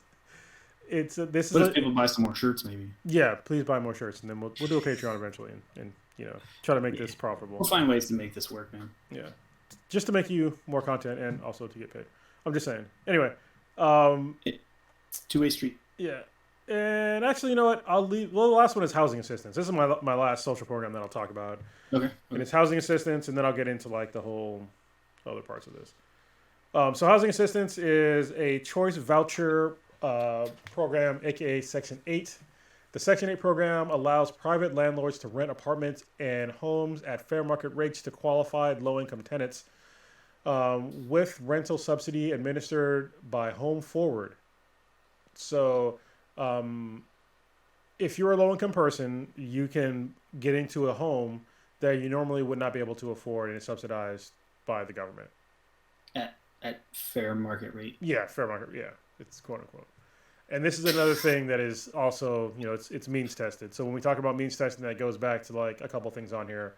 The temporary assistance for needy families and SNAP is one of those other things where, hey, if you make a certain amount of money and then all of a sudden your rent jacks up by $500, but your income didn't, like that's a huge problem, right? So. Well, and now, after reading Rise of the Warrior Cop and a couple others too, like, well, now it's also just putting people in a specific place where they can target them with raids and put them in prison so that they can have an even less expensive workforce. Yeah, there's another book I gotta get you to read. That's a whole other story. Yeah, that's probably top. There's a book on redlining. I forget the name of the book, but it's really good. Basically, most of these places that are Section 8 housing they're traditionally redlined areas, and that's also places that are highly policed. So yeah, it's a pretty messed up system. But anyway, housing assistance is needed. It's a needed thing for people. I know people personally that are still using, you know, housing assistance, you know, to this day. And yeah, it's definitely needed as like a safety net for Americans if you're low income. So, and it's a social program. Yeah, I feel like it's an effort towards what we were talking about, which is like providing some kind of affordable housing. But I think this would have to be if the homeless savior housing, right? Like just that's literally more than just the cardboard box you're living in, is like tier 0. Like we're giving them something to live in. Well, we're talking about with Section 8 type housing, or what was the official title for it? Housing assistance. Well, it's a housing choice voucher program. Housing choice. I was saying, like I knew I'd heard it, but then when you said it, I was like, oh, that's the real name for it, but no one ever called it that. We're talking about like at least tier 2. Like these are decent places that people are able to like still rent at their affordability. The house is of a higher quality, but then the difference is made up for by the government, and that's a good thing. That's like you've stepped from a thing that doesn't exist, which is like homeless housing, right? Like up to something above that somehow, and then made it into like, I'm actually renting a decent place that I can't really afford, but that I'm getting help with, and that makes a huge difference to someone mentally. To then have it taken away by like getting outside. Again, it needs to be like a stepped program where instead of just being means tested, like you said, like you hit this dollar amount and the support goes away. Um, where it would be this dollar amount, it incrementally goes away so that your budget is kind of like matching with it as you go. Yeah. You're making more, therefore our support is less, but it's not non-existent. Therefore, you're able to budget and like make your way there. You start making more, start making more, start making more. Eventually, you've made enough to like close that gap, and you're now paying for this test. I don't know. It seems like that would work better. It would work better, but so would UBI. I'm just saying, you know me, UBI guy. So we save money on the back end. Yeah. Because you get rid of Well, not three. Actually, a bunch of these you could get rid of with UBI. So I'm just saying. but I mean, so okay, say it was the $1,000 we're talking about with UBI before. Between Go ahead. let's say between like 3 of those programs, we're talking about more than $1,000. Yeah, well, I'd also make it. Well, it depends on where you live, but I also make it variable from where you live to make it, an actual Like living. a cost of living kind of allowance. Like we have, there's calculations you can know what the appropriate amount would be. Okay. Yep, that's the way I would It's do going it. to fall behind. Prices are going to go up again, but Yeah, but yeah, you know how BAH works. You know how BAH works. yeah. As soon as the BAH goes up, rent goes up. Because they know where the money's coming from. Those people pay attention. All right, so let's get into when we talked about social programs, and let's talk about the reason why we need social programs. And I think this is something that a lot of people don't really want to talk about or even like really understand. And it's the fact that in America, we are not doing so great with workers' rights and workers' benefits. And I think that's a huge problem of why we need a lot of these social programs. And I don't understand why America has been like so indoctrinated against like, and don't get me wrong, yeah, socialism and communism is not good, but it's also never been truly implemented on the planet. Like if you want to look at China, there's anywhere between right around 2 million to a little over 4 million millionaires in China. That makes the possibility of true communism and socialism impossible, especially when you have the fact that their workers have like no rights. So when we talk about the actual core, message of socialism, it's based around the workers. And meanwhile, workers jumping off buildings committing suicide because they can't make cell phones fucking fast enough. So, and in Russia, the oligarchy system never went away all throughout their communist history. It's still around today. They're billionaires, probably even trillionaires, and even more than that. They don't. Same family. What's up? Yeah, same family. Same family. Same exact. Yeah, and they do not report their real incomes at all. You didn't see the USSR go through and liquidate all their assets and give it back to the people, did you? No, you didn't. That would be communism. If they had done it right, yeah. Yeah. So I think that's one thing that I want to make sure that everybody understands is that socialism and communism has never really been implemented the way it was intended anywhere on the planet successfully. Anyway. Yeah, and so there's like there's this annual class like I have to do as a part of one of our just regular annual trainings, and included in it is one of the documents that directs the like ways that businesses have to manage their worker staff. And I can't remember the number right now, obviously, but like one of the things that always baffled me about it is a rule that's in it. And again, I don't necessarily always agree with a lot of the things we say is the way that our country runs stuff, right? Mm-hmm. So in this, it says that like workers can't be given housing on site. Like they have to live separately. Like you can't provide them with housing on site. But to me, that has always seemed like we do that here. A really weird disconnect, a backwards thing where it's like, but if the business was doing a good thing for them and providing them with a local site where they could just live, like not even charging you for, like, you don't pay rent. Your pay is like offset, probably, like you're not going to make as much at this a similar type job somewhere else, but you don't have to pay for housing. There's the cafeteria, you just eat there. Like if you could literally just live and eat and work, and all the money that you make from the job that you're doing is yours to do with whatever, because you don't have to worry about food or housing or whatever. Wouldn't that be good? Like, So, wouldn't it be good if the business did that? so some places do that. They really do. So places in the Bay Area have done that, and actually, I've done it as a contractor. Like when I went, and worked for the U.S. Army and the U.S. Air Force and the DoD in general. When I went to Iraq, guess what? My housing was paid for. My food was all paid for. I didn't have to worry about any of that kind of shit. So, Yeah. We'll say that and then turn around and like, I have Marines living in a barracks and eating a chow. yeah, But it's that's not okay. it's not uncommon as people would think. Yeah, So like, I get what the issue is that it's the effort to like curb exploitation of those people, like so that you like aren't taking care of them and they're living in squalor. But that's easy. You regulate it, right? Like you're able to do this, but these are the stipulations. Like they have to actually be living well, and people would have to be available to inspect that and check them. But like, but that's a rule. Like that's literally a law that says they're not allowed to do that.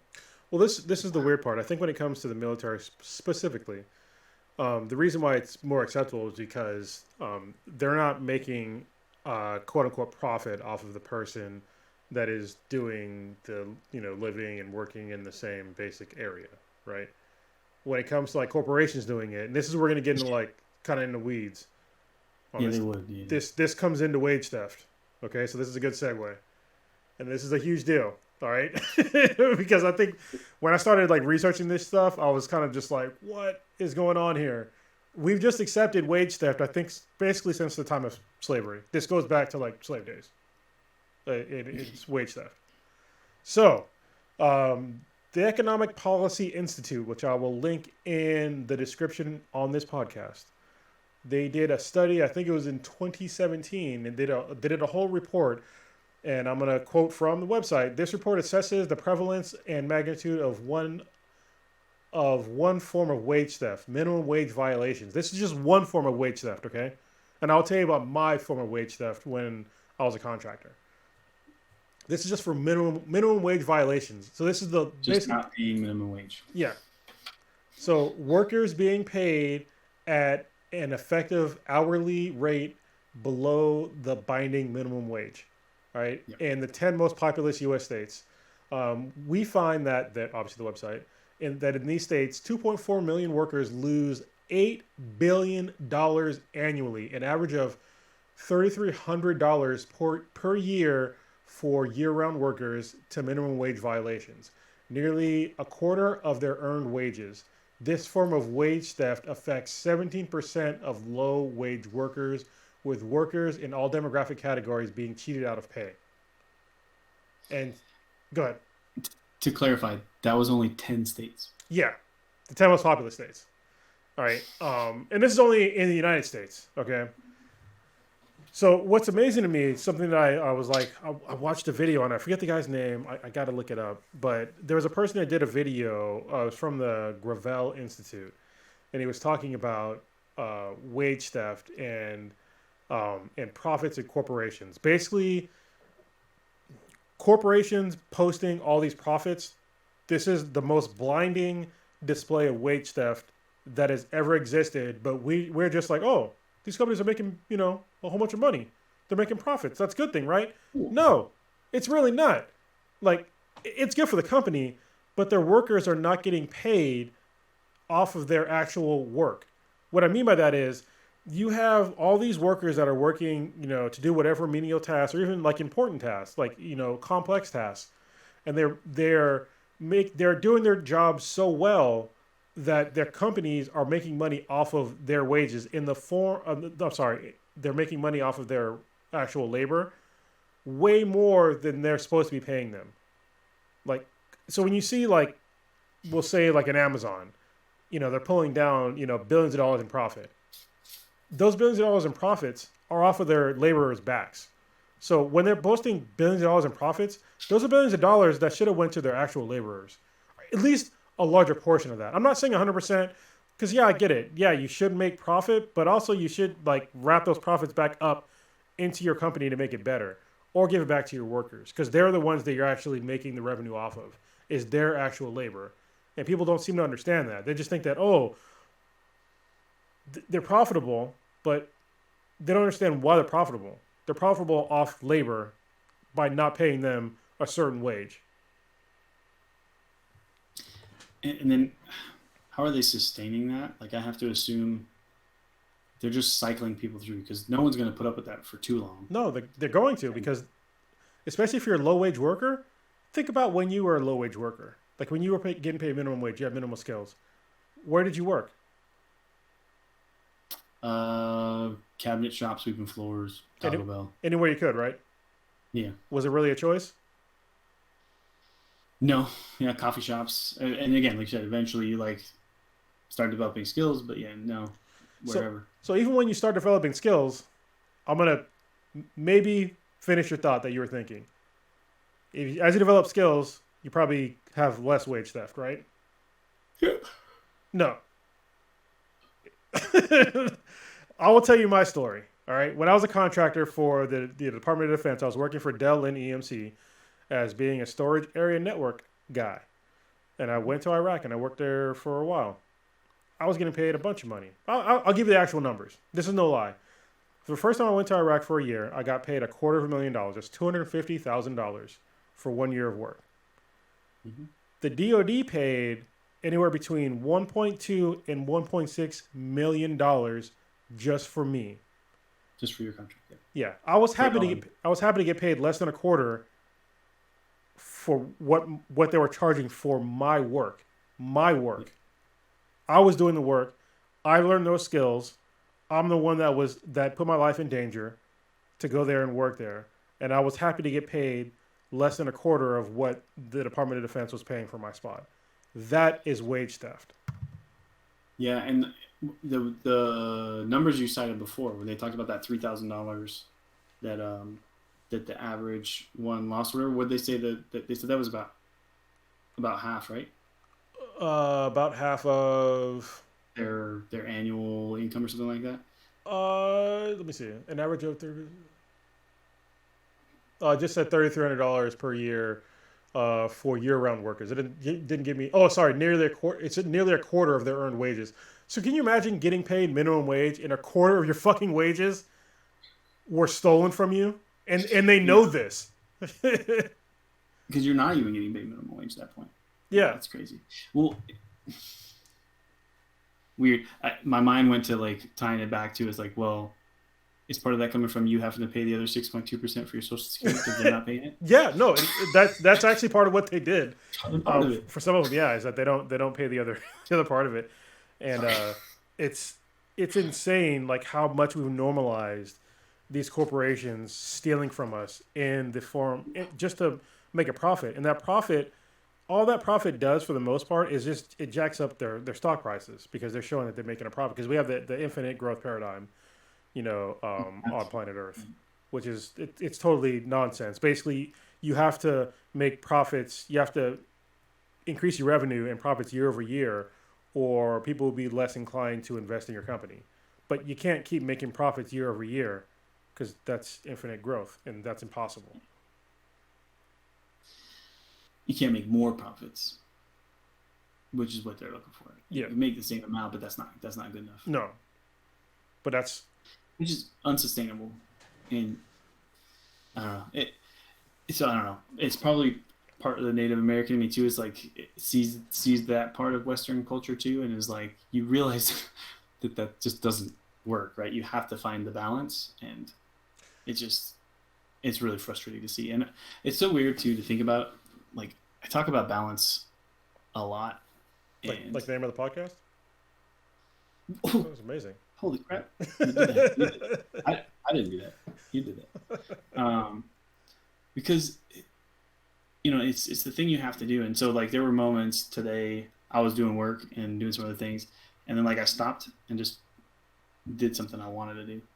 And of course, that's the moment when Mama Bear comes in. She's like, "Oh, this is what you're doing for work today." Yeah. Yeah. Like, I had to look. I'm done with this. I have to finish that, and I needed to stop for a second. So I'm watching this stupid. It was a live stream, some Lego builder thing. I don't even. I actually was putting it on so that I could listen to it while doing something else. But I was like, "Yeah, what about it?" Because you gotta have balance. I know that I'm gonna spend the whole rest of the day installing appliances. Like I'm not gonna get to take a break today. So needed a breath for a minute, and that's just one example of like you gotta personally, right, find balance, but we as like society need to find this balance too at some point. Accept that you're gonna have those ebbs and flows, and you should still, if you believe in what that company is doing or what that business is about, those kinds of numbers shouldn't matter, because what they're going to do is continue to make. So like we don't have a metric for like how much of a good impact are they having, how good are they doing, what are they doing? It's just how much money are they making. Yeah, and it's wrong. I think it's very wrong. I think that it needs to be more fair for workers here in America. And this is not, I just talked about the definition of socialism. I'm not saying make it a fucking socialist thing. All I'm saying though is pay workers their actual fair share and stop literally robbing them from their labor and the wages that are owed to them. Because right now, we're geared, like the way we're going right now, at some point in time, America is going to crash hard, because this is totally unsustainable. It's totally unsustainable. Russia knows that. China knows that. They're all just like waiting, biding their time. They're putting money in things that we're not putting money into, and they are going to reap the benefits. And we're not going to do it for now, until we have somebody like Papa Bear run for office and maybe fix these problems. That's going to be a minute. Yeah, at least a couple more years. Do you see like a tracked growth for pay, or like some kind of benefits? Well, first off, right, pay them their actual wage. Let's start there. But say that wages for workers would increase at a rate like equivalent to your growth too, right? So you could still claim the numbers. This was the amount of profit growth we had, but you don't see that money because like I said, you reinvested in by increasing wages. You should already be at a sustainable percentage, right? Like, hey, this is a number we can manage. And then you've made this much more. You're like, okay, well, let's bring everybody to that. And so then pays increased for employees. And then you can still continue to see growth if you can manage to produce that as a company, because whatever you're doing is producing that growth. And then they see wage increases. Then you don't, right? So, oh, hey, this year we lost a percentage. So your percentage of pay, like next year you're gonna have a 1% less pay or whatever it is. Like that way we're all in this. Like we're in this as a team. It presents that sense of community.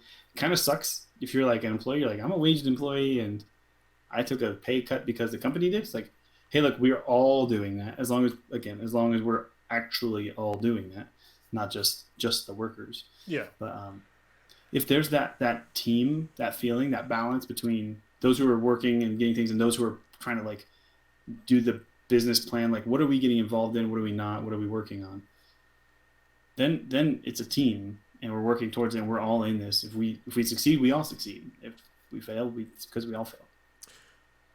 Yeah. It's hard to sell though. No, it's actually not. It's only hard to sell in America. This is the insane thing to me on the research that I did, is that, so we'll look at McDonald's, all right, as a company. McDonald's makes a lot of profits. I don't know the actual number. I'm not going to look at it right now. But I will tell you that when we talk about minimum wage workers, we usually think about like, a fast food worker, right? Flipping burgers. It's not hard to do. I totally agree. It's not hard to do. In certain parts of the country, the minimum wage is only, $7.25, something like that. That's the actual federal minimum wage. And some states still hold to that. And they don't have... Did you say it was? I was distracted a second. Say again? What did you say the federal minimum wage was? I think it's $7.25. Okay. It hasn't changed in a number of years. It might be close to 20. Correct. Yeah. Yeah. So you're probably thinking, well, if they raise the minimum wage at McDonald's, then they're just going to raise the prices. No. All right. I'll tell you right now, very unlikely to happen. Do you know how much? You know how much they pay the McDonald's workers in Norway Yeah. in American dollars? $21. And they also have paid Dude, time off. They also have health benefits. They also have a whole bunch of other things that they get in Norway that they don't get in America. So if you're going to tell me, did they raise their prices in Norway for McDonald's? No, right. because nobody, it's not a reasonable amount of money that they're paying for their food. Is that Norway? They understand that workers should have workers' rights, and that there's a minimum. There's a minimum. Not just a minimum income that they're willing to put out, but there's also like a minimum like life. God damn, what's the word I'm thinking of? Quality of life. There's a minimum quality of life that Norway Yeah. is going to have, and they're sticking to it. In America, we're just so willing to like just let people just fall off the goddamn cliff here and just let them live in that tent city in that part of Yeah. the town that you don't like to go to because you know they're living in tent. You don't want to see it because you're seeing America failing, and it's a huge problem. So some of that is hard to use as concrete numbers. I did look up McDonald's numbers. So 2020 was actually the lowest in a while. It was only so what would that be? 9.7 billion. Yeah, is that all? Yeah, because it was 11 and then 10 and then 10 in 19, 18, 17. Because it's weirdly done. I'm looking at it in millions of US dollars, and then it says 9,752 How dare they? million, which would be Yeah. 9.7 billion. I had to like make me do math. It's annoying. Anyways, so using Scandinavian countries, unfortunately, is really, really hard for us to honestly compare the United States to because they are a homogenous culture. They are all Norwegian or, Swedish. We're Americans, and that means a whole bunch of weird shit. And we don't necessarily agree that we're all the same. We don't agree that we're Americans, right? We don't agree that what that even means. I mean, So that's the part of the problem. I do. I think we're all Americans, but you know.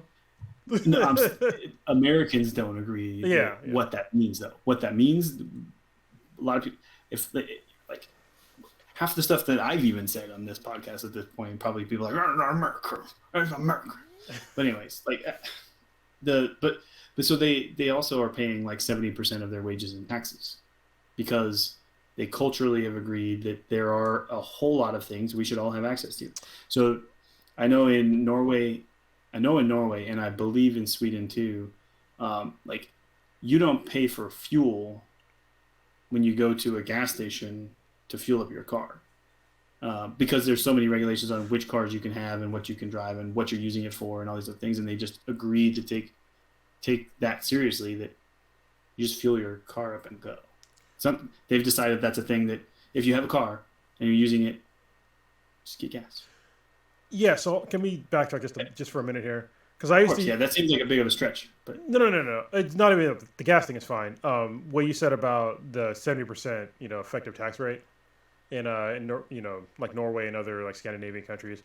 I used to think that, well, obviously it's a fact. They do pay what would seem like higher taxes than America does, but I'm not convinced, especially at my income right now, that they pay significantly more in taxes than I do. I think we probably pay nearly the same amount. Because I get taxed pretty close to maybe 37 to 40% in taxes right from the jump. I also pay for registration for my car. I pay my local taxes. I pay sales tax.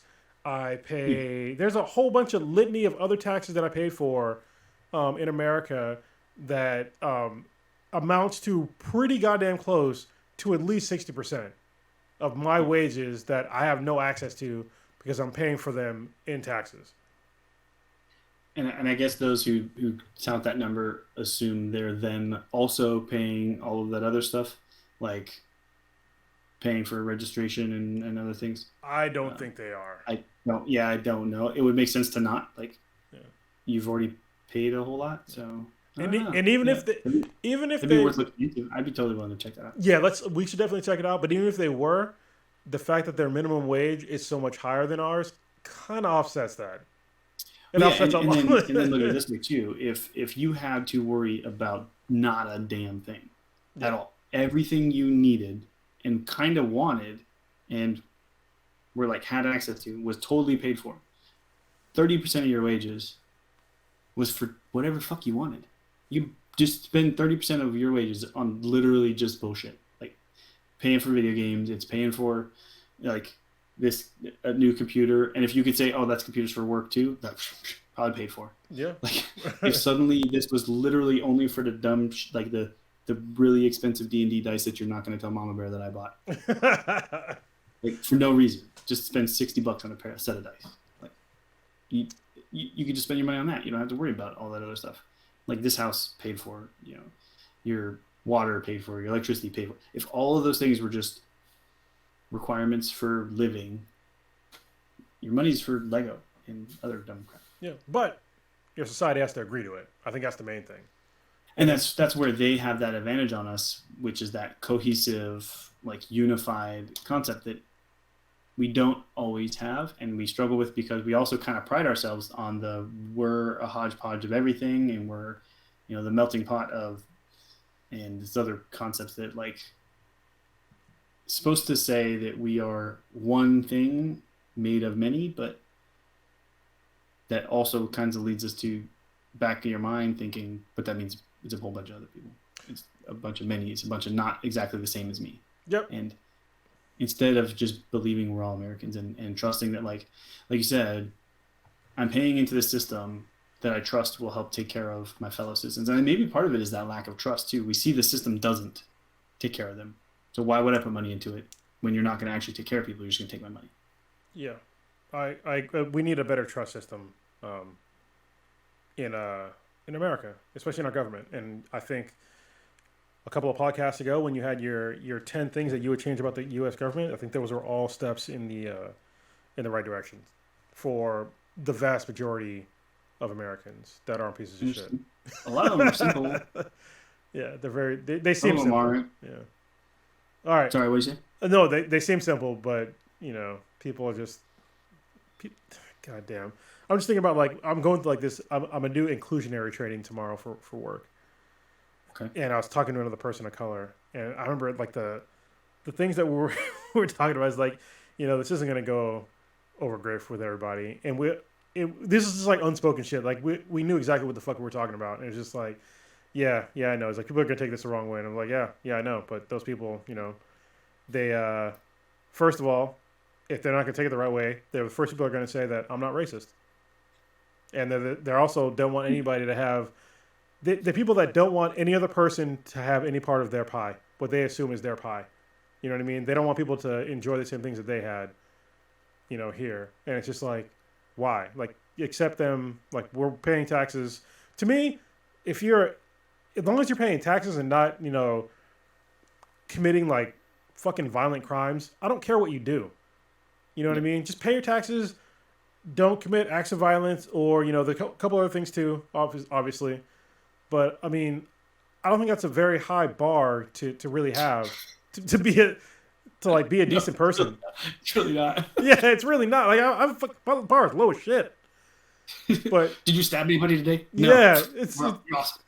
paying tax is good. Yeah, like keep doing that.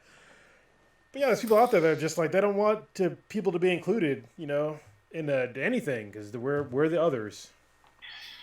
Yeah, you brought up the pie, and like I always think about it, and it's a very American thing. And I guarantee if you ask 10 people, at least 8 or 9 of them would give you the same answer, right? If you had a whole pie, 8 slices,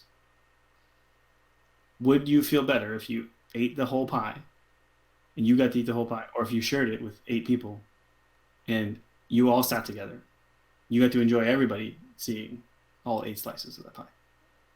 Hold on. The best part is that all 8 of you helped build the pie.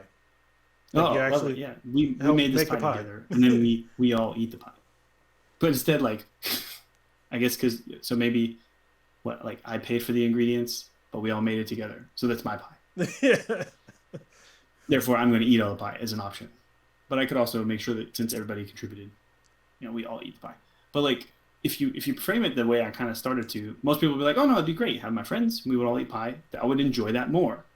But you still just want to eat the whole fucking pie. Like that's what you want to do. You will somehow in the end still eat the whole pie instead of understanding you would feel better by not eating a whole pie. I mean, first off, you're gonna feel like crap anyways. But like sharing that and seeing the joy in some of your friends makes you feel better. You know that, but you still just won't do it. Well, it's also, this is the other aspect of like the pie analogy, is that if you ate the whole pie in front of 8 of your friends, I'm sorry, 7 of your friends, math, come on, Cronus. Anyway, if you ate the whole pie in 7, go ahead. I'm math good. Yeah, if you ate the whole pie in front of 7 of your friends, and maybe one of them was hungry, the person might fuck you up to get their piece of their pie. Or you definitely won't have them help you make another pie. Well, but somebody might rob you of your pie, like the whole thing. So, and this goes into like a whole other issue with America, is like we have a serious problem with like poverty, and when you deny somebody like the piece of their pie, no matter what slice that might be, they're gonna get desperate and they're gonna do some messed up to get the piece of their pie, whether it's legal or not legal. All right, couple of last things. I was looking up actually where the U.S. ranked with workers' benefits compared to the rest of the world. Can you take a guess on where the U.S. ranks for workers' benefits against according the rest of the to world? what source? There's a place called Zenefits, and this is where most media outlets go back to. Is this research piece? So 12. No. Dad. We are not in the top 20. Nice. Yeah. I think there was we talked about John Oliver not too long ago. I think there was an episode where no, it wasn't John Oliver. I was remembering it being some kind of a news thing. It was the Newsroom. Mm-hmm. It was that first episode. Oh, I love that show. Where he just blows up and was like, the only thing. And I was like, I gotta watch it. And I absolutely was like, every night that new episodes, I'm like, I don't care how late it is, I'm staying up and watching it. Whatever time zone I was in, I was watching it. And that show was amazing. It only did 3 seasons, right? I think so. Yeah. But what was amazing is that when you watch the first episode, it took me a second to understand that they were like literally telling the news, like historically, just like from that certain. I was like, it was like the greatest concept. Well, not the greatest. It's up there. One of the greatest concepts ever for like any sort of like, video, anything. I was just like, dude, this is really cool. The way they're like retelling history in like this dramatized form. It's amazing. Yeah, because it was real events redone. And then done where you kind of got to see behind the scenes of what that probably was actually like. Oh, man, it was definitely one of my favorites. Yeah. Anyway, we rank 30th in worker benefits, and it's behind developing nations. This is based upon paid leave, minimum wage, employee data security, healthcare, and retirement. So, yeah, I'll put the link in the description because it gives like the actual breakdown. We're behind Mexico, which I was like, holy shit, like really? We're behind. Not that I'm not trying to disparage Mexico, but I mean like people come from Mexico to here, for a better life, and we rank behind them in workers' benefits. That's. Hey, but I mean, 30 out of 195. Yeah, but America's number one. That ain't bad. Yeah. We tout. I mean, this is like part of the thing about being an American. Like we're taught from like an early age that we're number one in like basically everything. It's like, I mean, we're not. I mean, we're number one in like a lot of stuff, but not everything. And things that when it comes to like basic human needs and even human rights, we're nowhere near the top. So it's a shame. Yeah, I think it's a misnomer that the opportunity that exists in order to be able to achieve these heights of success or whatever are available to everybody, when the reality is in order to get there, you're going to have to step on a lot of people and not care about them. And now you're able to do that in the United States a lot of times because of, like you said, where that number sets us. we're willing to accept 30th place in worker, you know, uh, care because we know that by stepping on enough of those people to get up to the top, you're going to make some people really, really wealthy. Yeah, and I think that we need like a consciousness shift in America to like get away from that profits over people mentality. It needs to be people over profits. And again, I'm not saying that people should not become wealthy because No, no, not at that all. motivates me and it motivates you. Like that's a huge motivation. I think that people have to have motivation. We talked about the fixed mindset. Like it's about motivation that makes you be able to pursue a growth mindset, even if you understand that and believe in it. Like you have to have that drive and that belief. And some of that comes from this opportunity for success. But it has to be balanced. Like there has to be this balance of I understand that I'm climbing, but I shouldn't just climb alone. I should be bringing people up with me. Yes, I totally agree. Like I still believe in sort of the American dream. It's been kind of modified for me recently, but I still, I still strive to be wealthy someday. I used to be rich, and that's when I understood the difference between the rich and the wealthy. Rich you can lose being rich, but if you're wealthy, you're not going to lose being wealthy. Like you can have generational wealth, and that's when your money makes money, and it does not stop. That's what I want, and I want to be able to help people with it, so we don't have these same sorts of issues in America still, or at least in my fucking inner circle. So people that Your I know immediate are sphere, struggling. yeah. Yeah, so they're not struggling, and then if I can expand it out to help other people, like I've done my sort of civil service time. Like I've worked in soup kitchens. I've done work with like the like kind of scared straight thing with the Vita program in East LA. I definitely did my volunteerism to like help people out. But I think that if I can get to a certain level of wealth, maybe I could do a better job of that and just like have things go the way that I want them to go. And I think that when people think about like wealthy people and like take Jeff Bezos and they're like, oh, this guy makes all this money. Like, why isn't he doing more for people? This guy, he's kind of a bad example. Obviously, because especially right now with Amazon, the whole like labor laws and like them like really fucking over workers. But as far as his money goes, he gives a lot of his money to charity. But at the same time, he can give 100% of his like everything that he has to whatever charity that he wants. It's not going to fix America.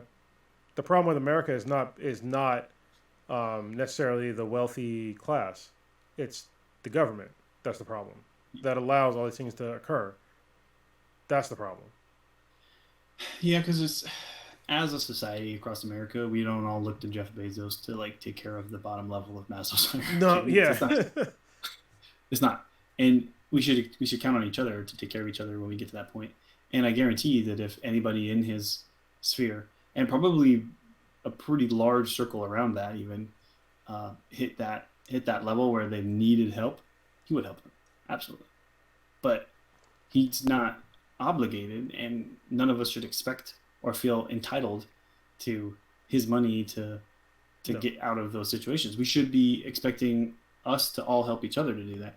Now, I do think he needs to contribute his part, same as everybody else. Yeah. And his part should be percentage based, so that way we know that it's fair, right? But it's not on him to just do it all. He had a really good idea. He made it work. He worked his ass off to get there. He really did, and he deserves it. But also, like the stuff that I've seen with Amazon now, with like the way they're treating the workers, it's like, man, Yeah. like I don't even believe like I don't like the idea. Oh, fuck, I'll say it. I don't like the idea of unions, right? But Yeah. if anything, any organization needed to unionize just to like get basic fucking rights, it's the Warehouse Amazon workers. workers. Yeah, like like, dude, Jesus Christ. I used to work for UPS. They were a union. But yeah, they're getting fucked over. Yeah, and I would put money on the idea that he probably doesn't know the details or didn't know the details before they came out. Like, Yeah. he's not managing that level of detail, but he's probably setting the organizational precedent that drives that kind of decision making at the management level, and he knows that, and he's going to pay for it, and he's going to try to fix it, I'm sure. But No, he's not. I mean, he's not. He's no longer the CEO of Amazon. The guy, he did a smart thing. He just left. He's like, all right, later. I'm, multi-billionaire. I'm good. I didn't even know that. Yeah, Yeah, he left a couple of weeks ago, or maybe months ago.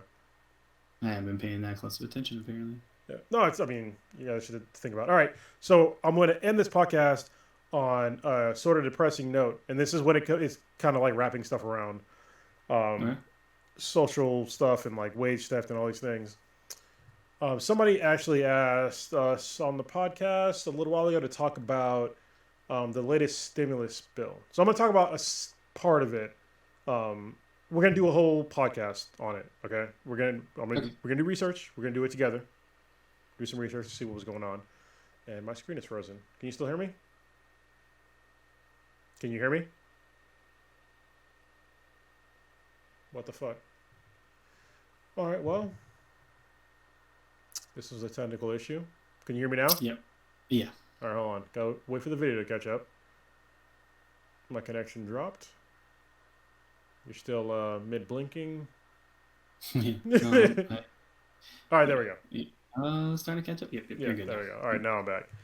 All right, so somebody asked us to talk about the stimulus bill, which we're going to do some research to like really get into the meat and potatoes of the actual bill.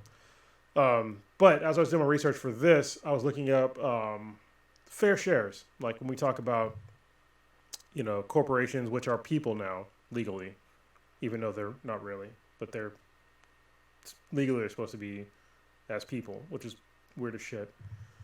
So I looked up, hey, we have the stimulus package that's coming up. It's $1.9 trillion. What's the breakdown of like how much money we're getting? Like how much people paying into taxes and how much are corporations paying in taxes? All right, so I'll break it down for you. This is it for 2019. Corporate income taxes were $230.2 billion in 2019 in taxes collected in income taxes. Total taxes collected in 2019 were $3.46 trillion. Trillion dollars. That's with the T, not with the B. All right. So the latest stimulus bill was $1.9 trillion. This distributed $1,400 checks to approximately 127 million people. That is only $177.9 billion out of $1.9 trillion in a stimulus package that went directly to people. All right. The same people that pay more in taxes than corporations collectively, vastly more. Like it's not even a fucking drop in the bucket compared to like what the people pay. And you're telling me that we get less than math? It's less than 1%, I think. I'm pretty sure it's less than 1%. Yeah, 1.7. Yes, less than.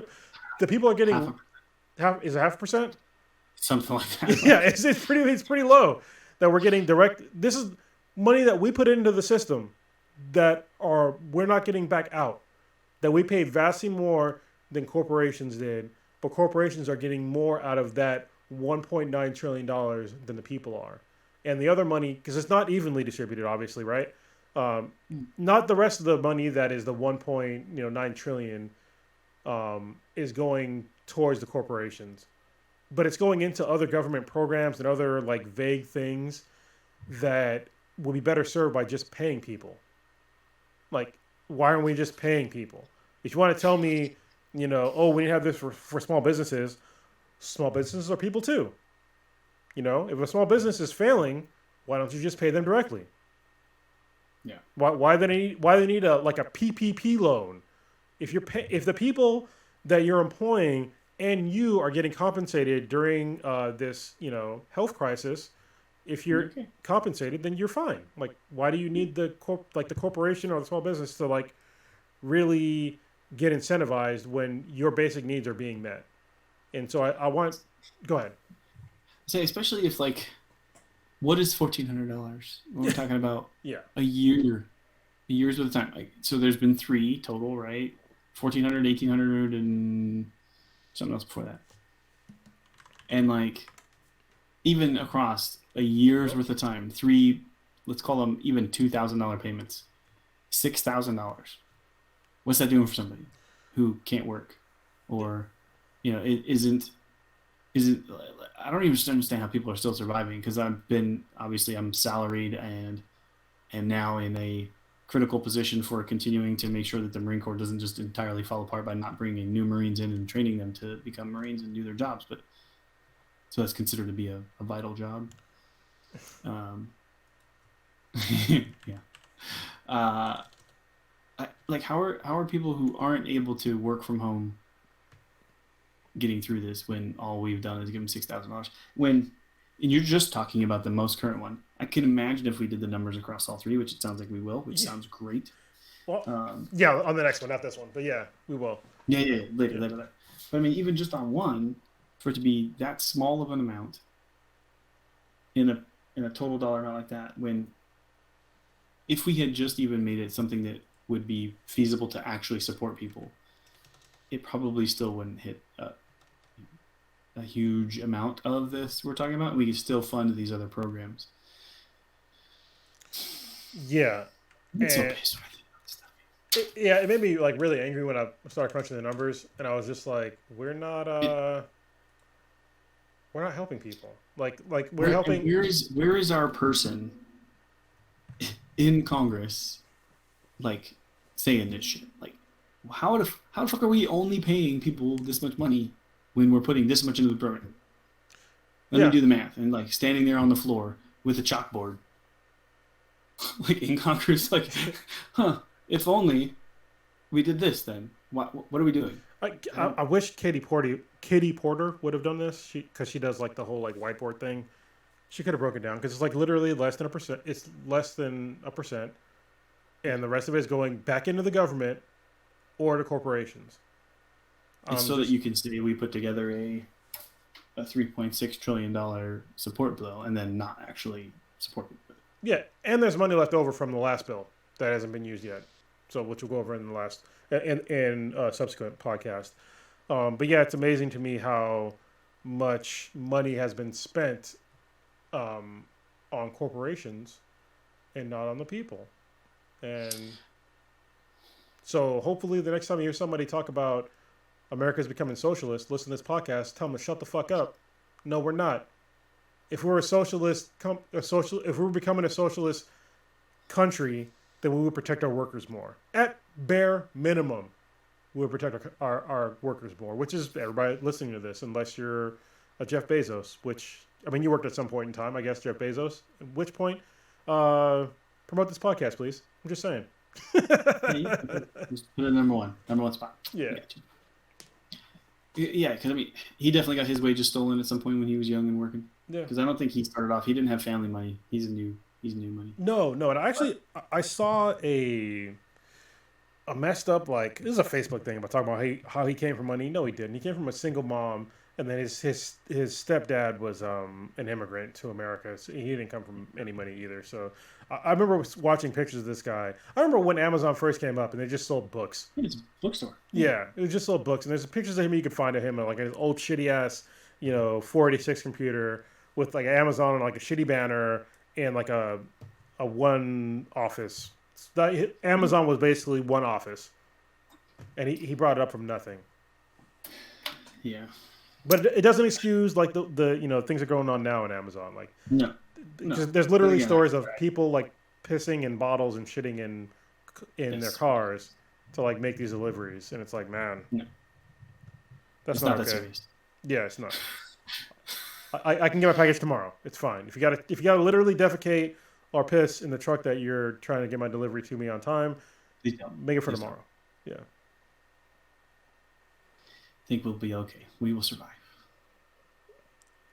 And with that, I conclude my social programs, slightly depressing, probably very depressing topic today.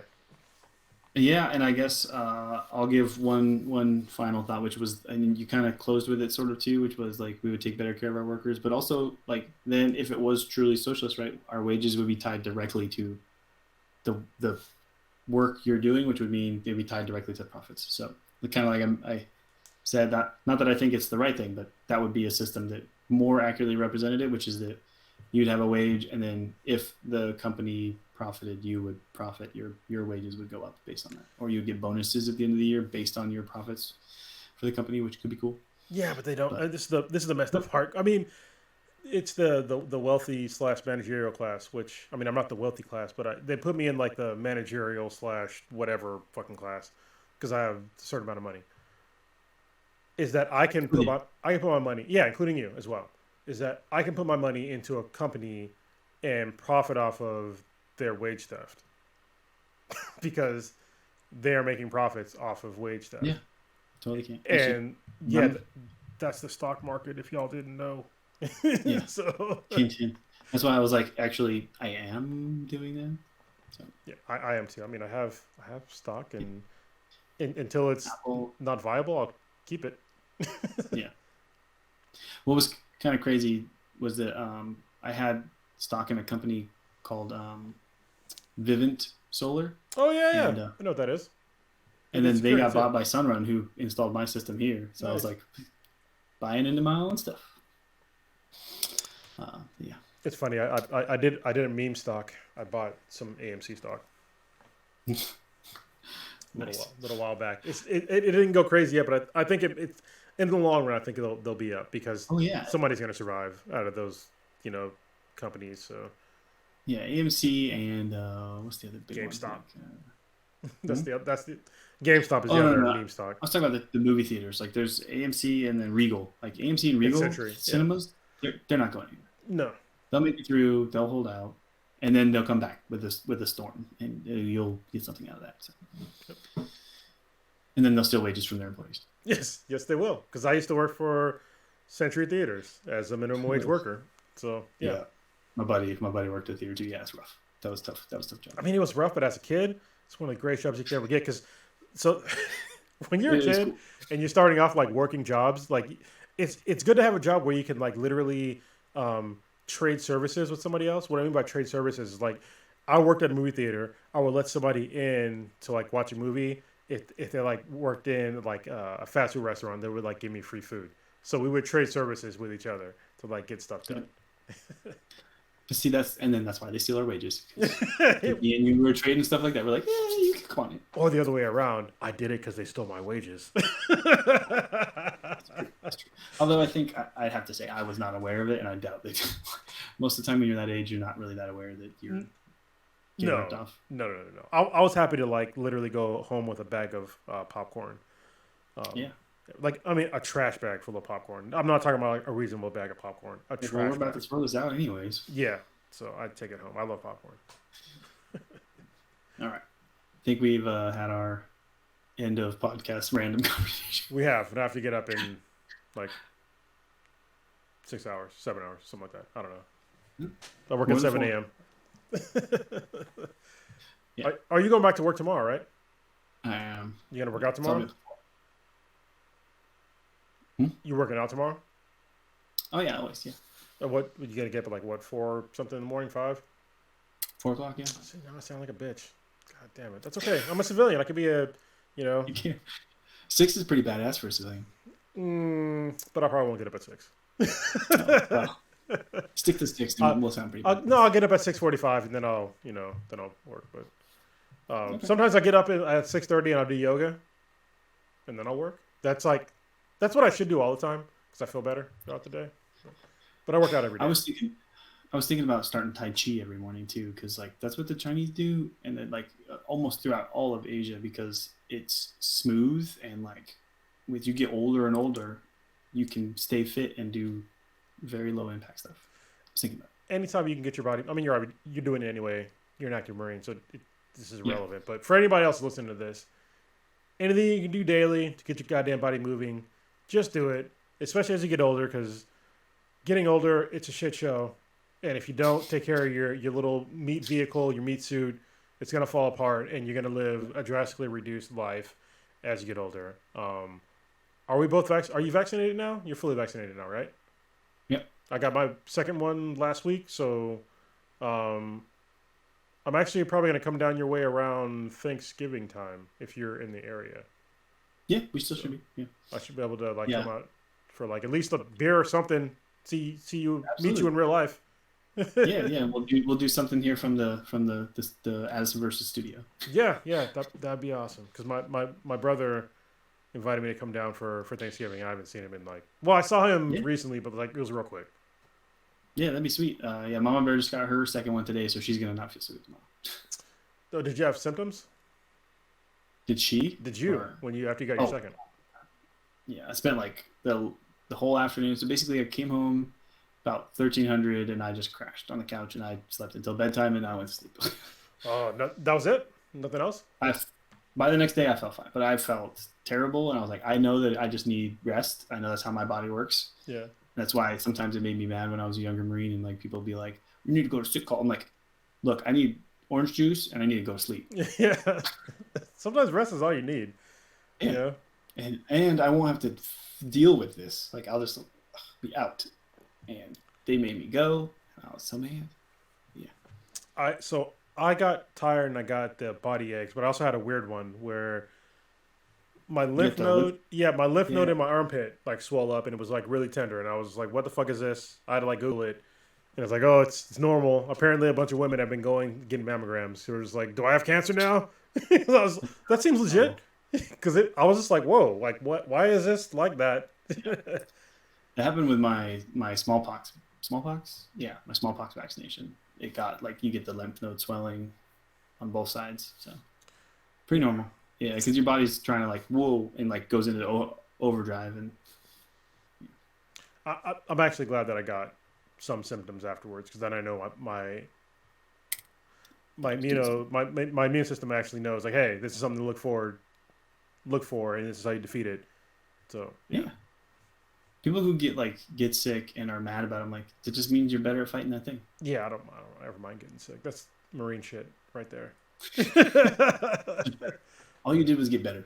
That's Yeah. what happened. Until you get out, All then right, you get brother. worse. All right. Have a good night.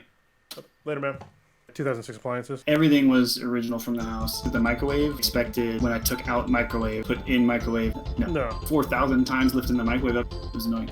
Then the dishwasher, a full extra cabinet space away from the sink where water and drain and everything else is supposed to go. All right, let's get this one started. Hopefully, it won't be too long. This one will be kind of interesting because it's funny because I I had don't even know. yeah, I know. It's great. It's gonna be great when I start talking about it, maybe. I don't know.